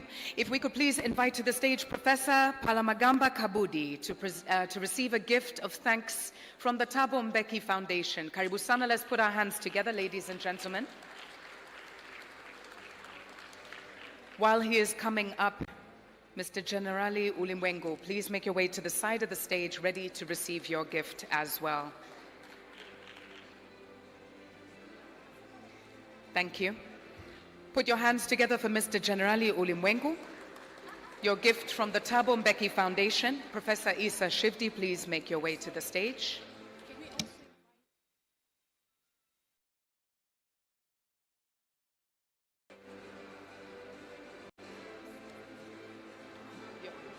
Thank you very much. Professor Isa Shivji is coming now to collect his gift from the Thabo Mbeki Foundation.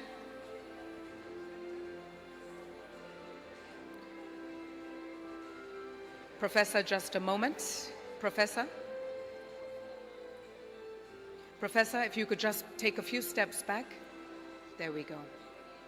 If you could hand the second gift, we can have both of our panelists together.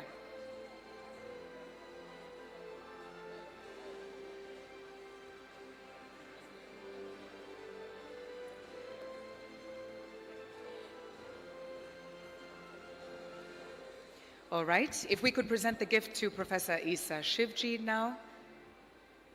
A round of applause for his pearls of wisdom this afternoon.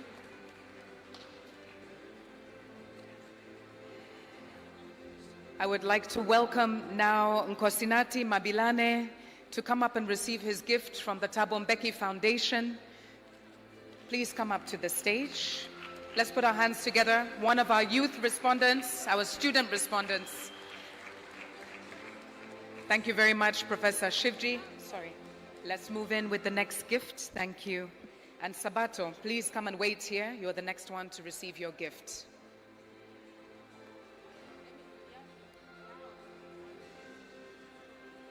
If you could make your way to the center there. The gift for Nkosinati Mabilane.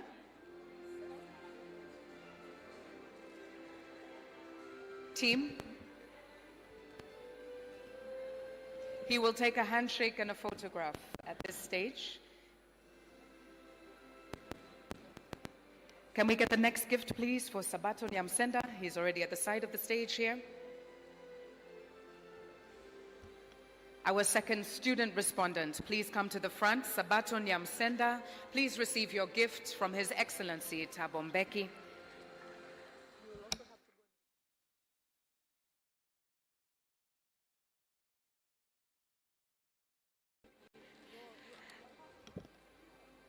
Thank you very much. A round of applause for all the contributors today. I will ask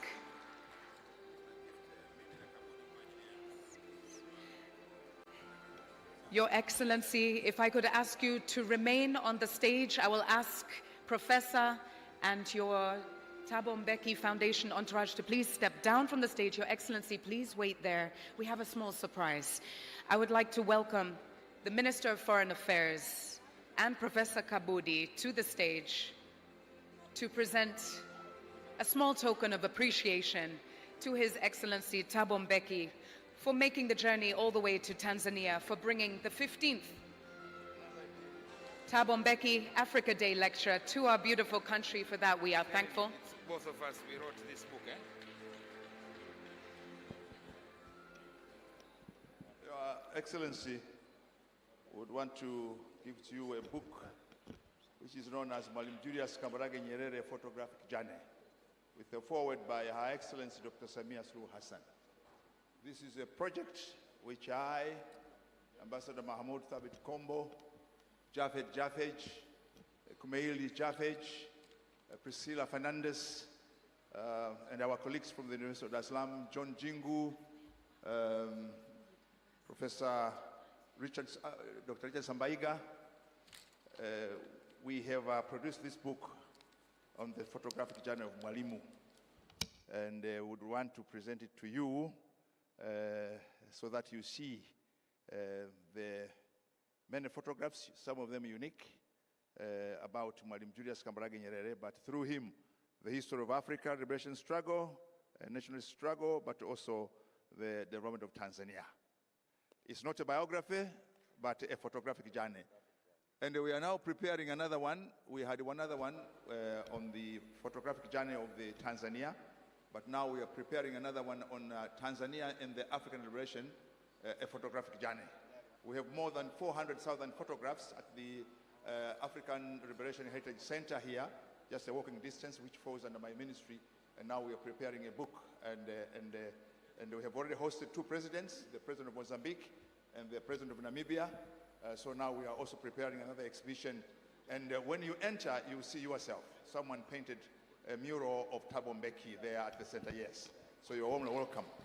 And we are translating also this in Swahili. Thank you so much. We are very much honored to present. And before you leave the stage, I believe there are other gifts coming out for His Excellency. If we could bring all those gifts and for you to take your picture together with all gifts at this point.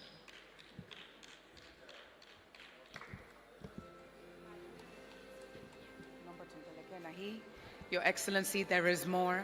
Some artifacts, products, and commodities from Tanzania for you to enjoy when you get home. When you brew your next cup of coffee, think of us. As you eat your cashew nuts, think of us.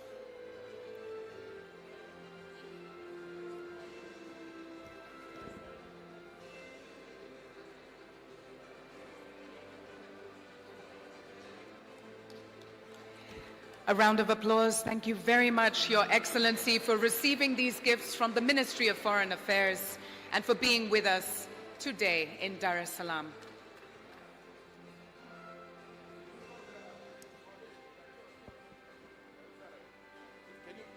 Can you call the foundation members? Can you all come? Thabo, whoever Thabo Mbeki Foundation thinks or members. knows or believes is Thabo Mbeki Foundation, come here, please. Members of the management team and the board. My professor was there in South Africa. Come, professor. That's my notes. No problem. I'm gonna start. You're coming straight in. Yes. Okay. Hold the mic for me. So this is for each one of you. We have a sports day. Thank you very much. I don't know how many you are, and the rest will get it later. Professor. Yes. How are you? Fine. How are you? Very good. When you in Tanzania, and I don't know. No. Thank you very much. So And the others everybody. We'll get theirs. Okay. Thank you very much. Asante. With that, Your Excellency, we release you back to your comfortable chair and the Ministry of Foreign Affairs of the United Republic of Tanzania. Thank you very much, Mheshimiwa. And now, to close, we have our closing remarks from the CEO of the Thabo Mbeki Foundation. He leads the organization that fosters this bold thinking that we've been talking about all day and cross-continental legacy of unity, progress, and Pan-African pride. Please join me in welcoming Mr. Max Bokwana, CEO of the Thabo Mbeki Foundation, to give us a brief closing remark. Welcome.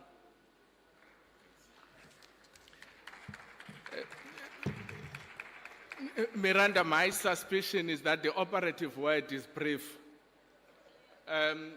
Mr. President, I think every effort, every energy, every ounce of that energy, every cent, every minute we spent here, it was worth it.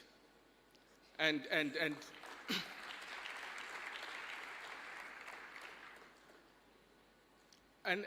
I've learned something from Ambassador Mpungwe, that out of nothing you can create something.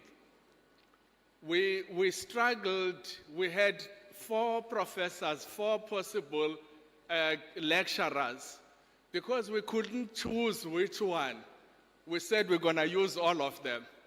And I think that exercise was a worthy exercise because all of them gave us incredible insights that I think as we leave this room, we will be better persons.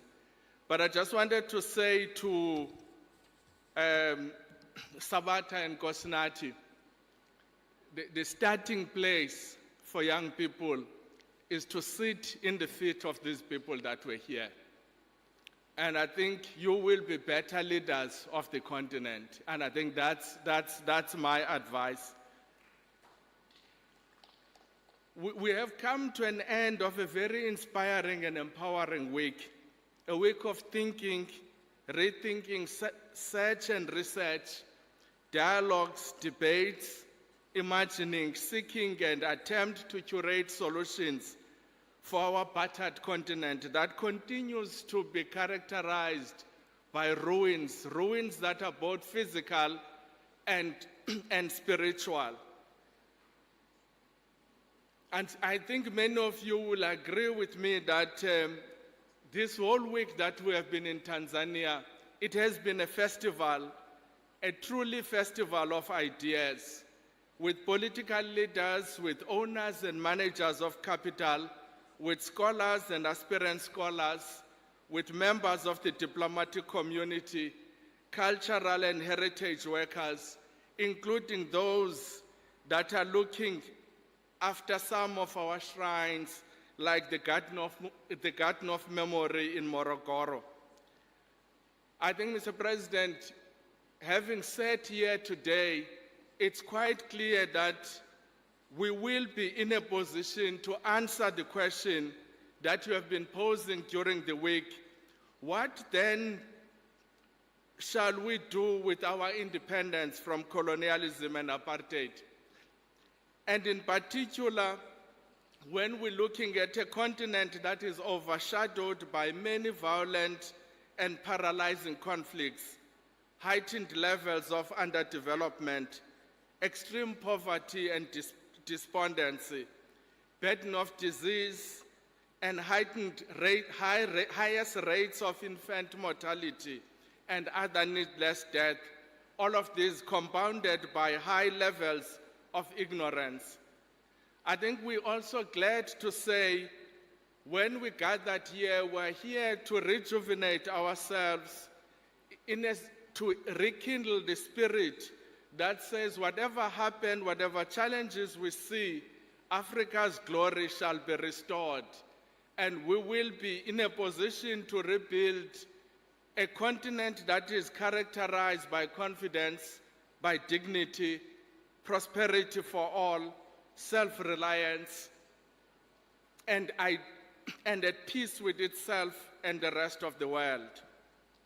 I'm sure everyone is clear that we had a successful week and a successful day today.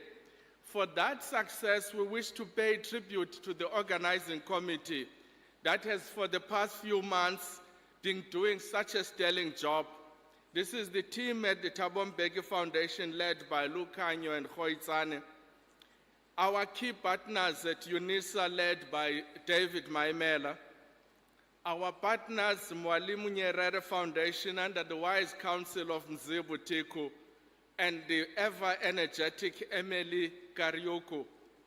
But more importantly, we had our sponsors here, Anglo Gold Ashanti, who went beyond just to provide material support, but they became active participants in ensuring that every step of this event has become successful.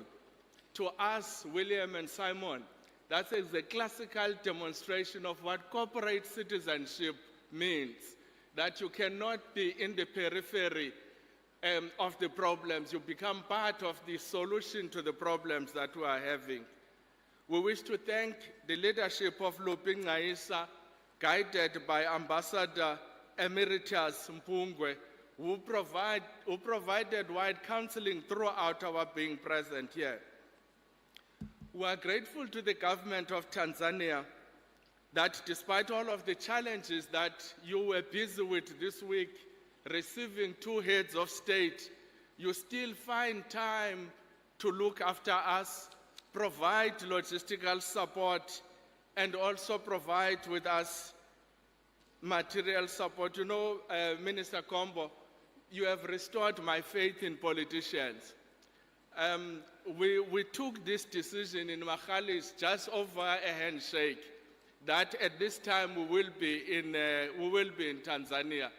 And I think you have done everything to make sure that we are in Tanzania in a manner that we have seen. So, on behalf of our patron and all of us, we want you to help us pass our message of gratitude to Her Excellency, Dr. Samia Suluhu Hassan, and say, we will return. Indeed, we felt at home. We wish to thank the University of Dar es Salaam for hosting us earlier this week and for agreeing to continue partnership with our strategic partner at UNISA to undertake some of the work that is coming out of this. I think you will have to help me again put together another round of applause for our panelists. Professor Kabuti,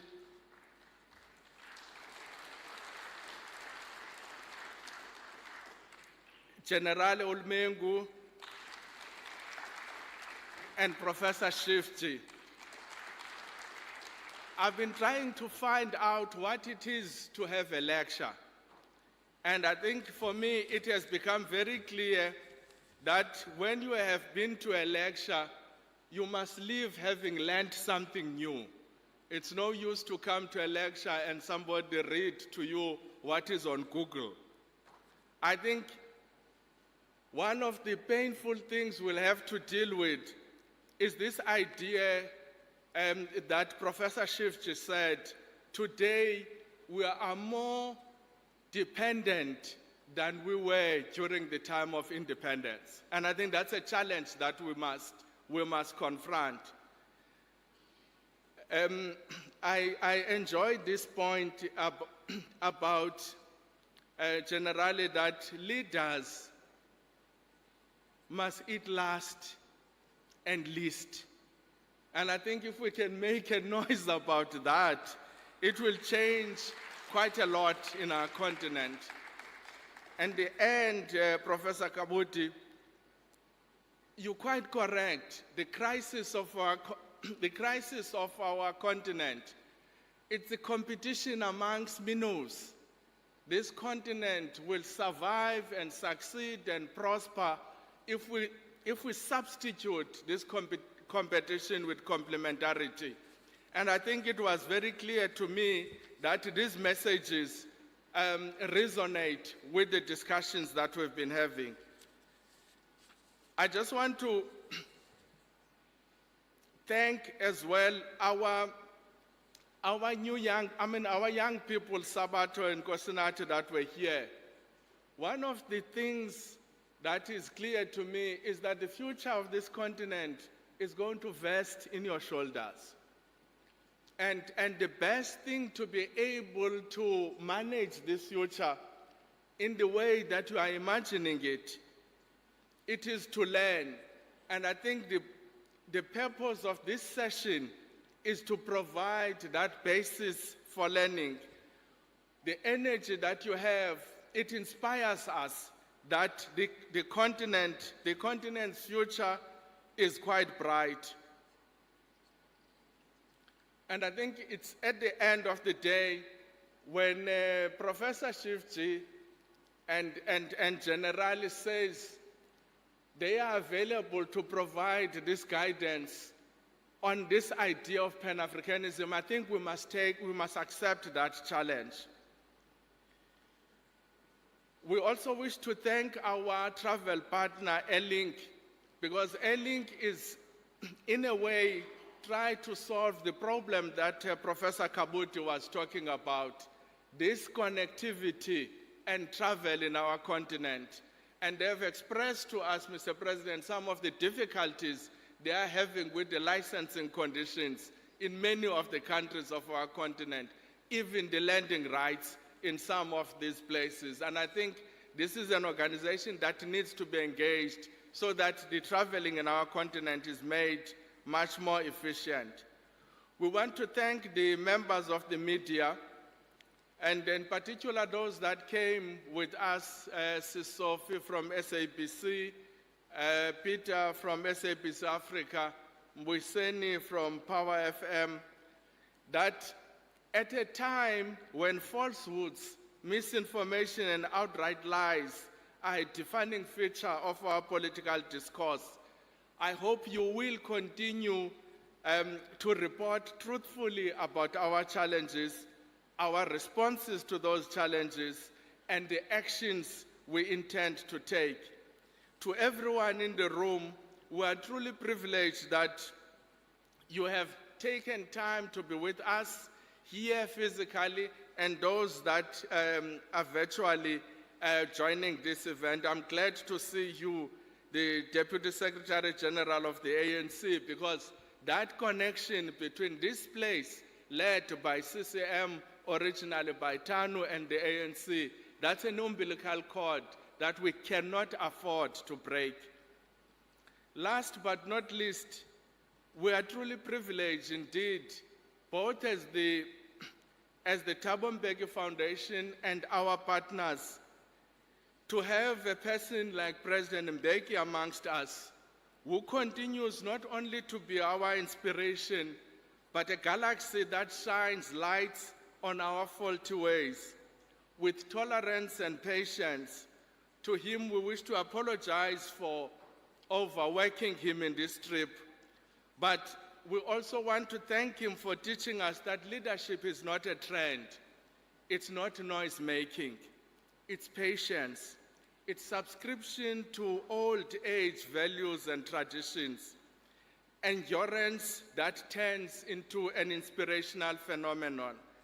To you, sir, we are forever grateful.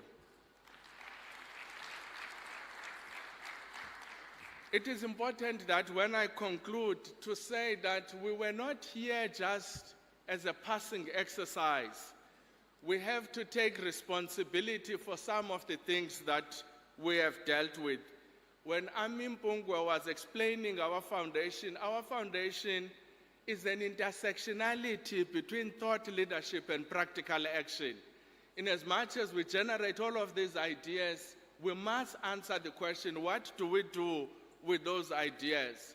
Now that we are leaving Tanzania, we will put together a team of the University of South Africa and University of Dar es Salaam to undertake this task of research on the blue economy and assist the AU with a comprehensive position with regard to that.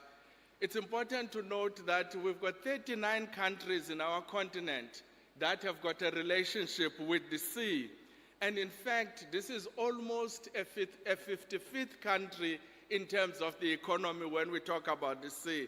And my dearest friend, Minister of Trade and Industry from Malawi, whether we say it's Lake Nyasa or Lake Malawi, you will be relevant in this thing, because all of those dynamics, whether we're talking about protein, whether we're talking about omega-3, whether we talk about recreation and the waters, we will include Malawi in this just because you are present here today.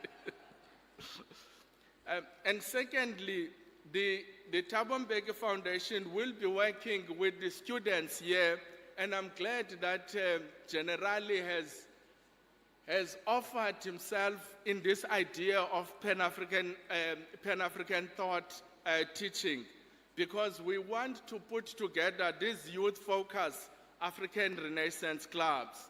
And I think we've got in Sabata and in Kosinati some of those leaders of those clubs, because we need to make sure that we've got these clubs that are preoccupied with this idea of Pan-Africanism, this anti-colonial attitude, this anti-imperialist attitude. And I think it needs to be injected amongst the young people of all our regions, including the diaspora. So we will come back for the launch of our East Africa African Renaissance Club back here in Tanzania.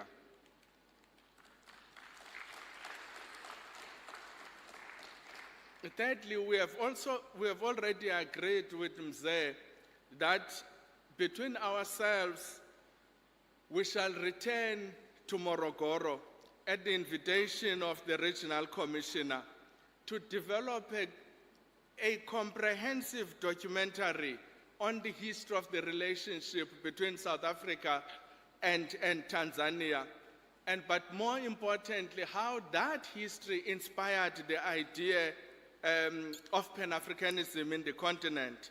And we will exploit the fact that there are tangible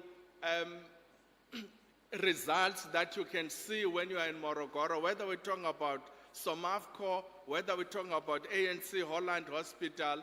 These are the things that we need to make sure that we continue to tell future generations about. We were very inspired, DSG, that the people at the hospital were saying to us, we cannot afford to dishonor Oliver Tambo's love for education. And I think that's a message that needs to go home, that to take seriously the issue of our heritage, to take seriously this issue of education, and we must make sure that this umbilical cord between ourselves and Tanzania, and possible with the rest of the continent, we do nothing to break it. Lastly, the foundations have agreed to engage with the business here to undertake the work of ensuring that the upcoming G20 in South Africa has more benefits for our continent and not suffer the same fate that we have suffered with G8 Africa Action Plan.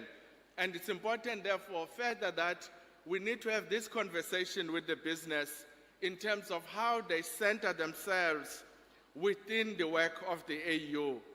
So these activities, colleagues, today, we are not closing this meeting, we are not closing this Africa Day week, we are adjourning it so that we can return to continue the work that we are doing.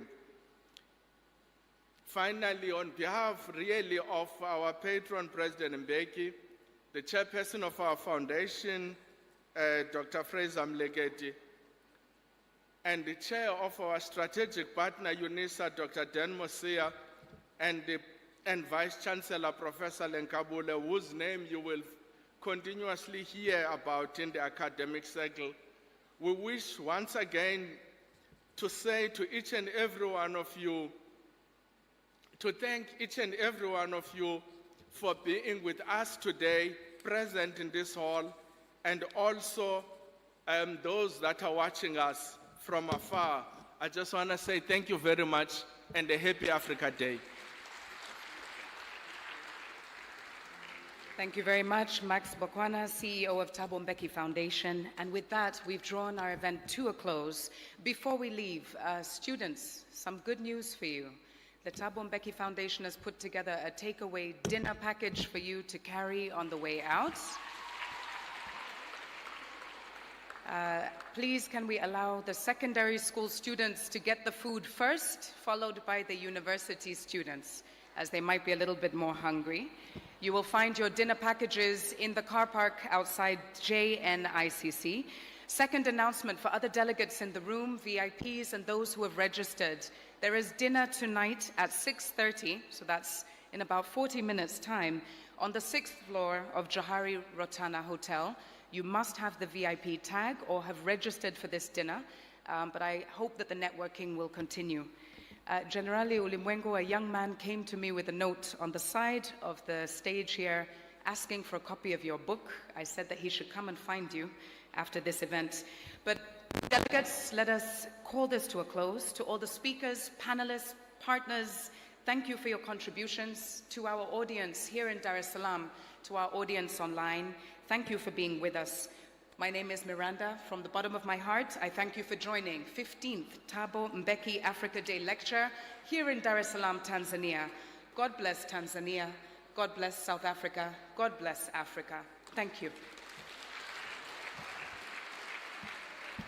And our entertainment will escort us out of the building. Karibuni sana, our entertainment group.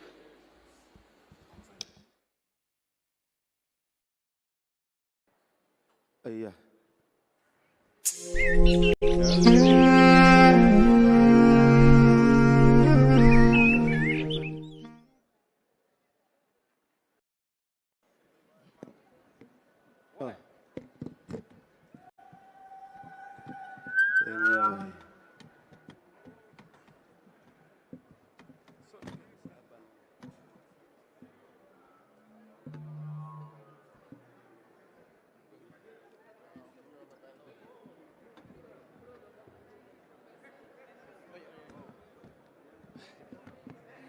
Kukhanya khona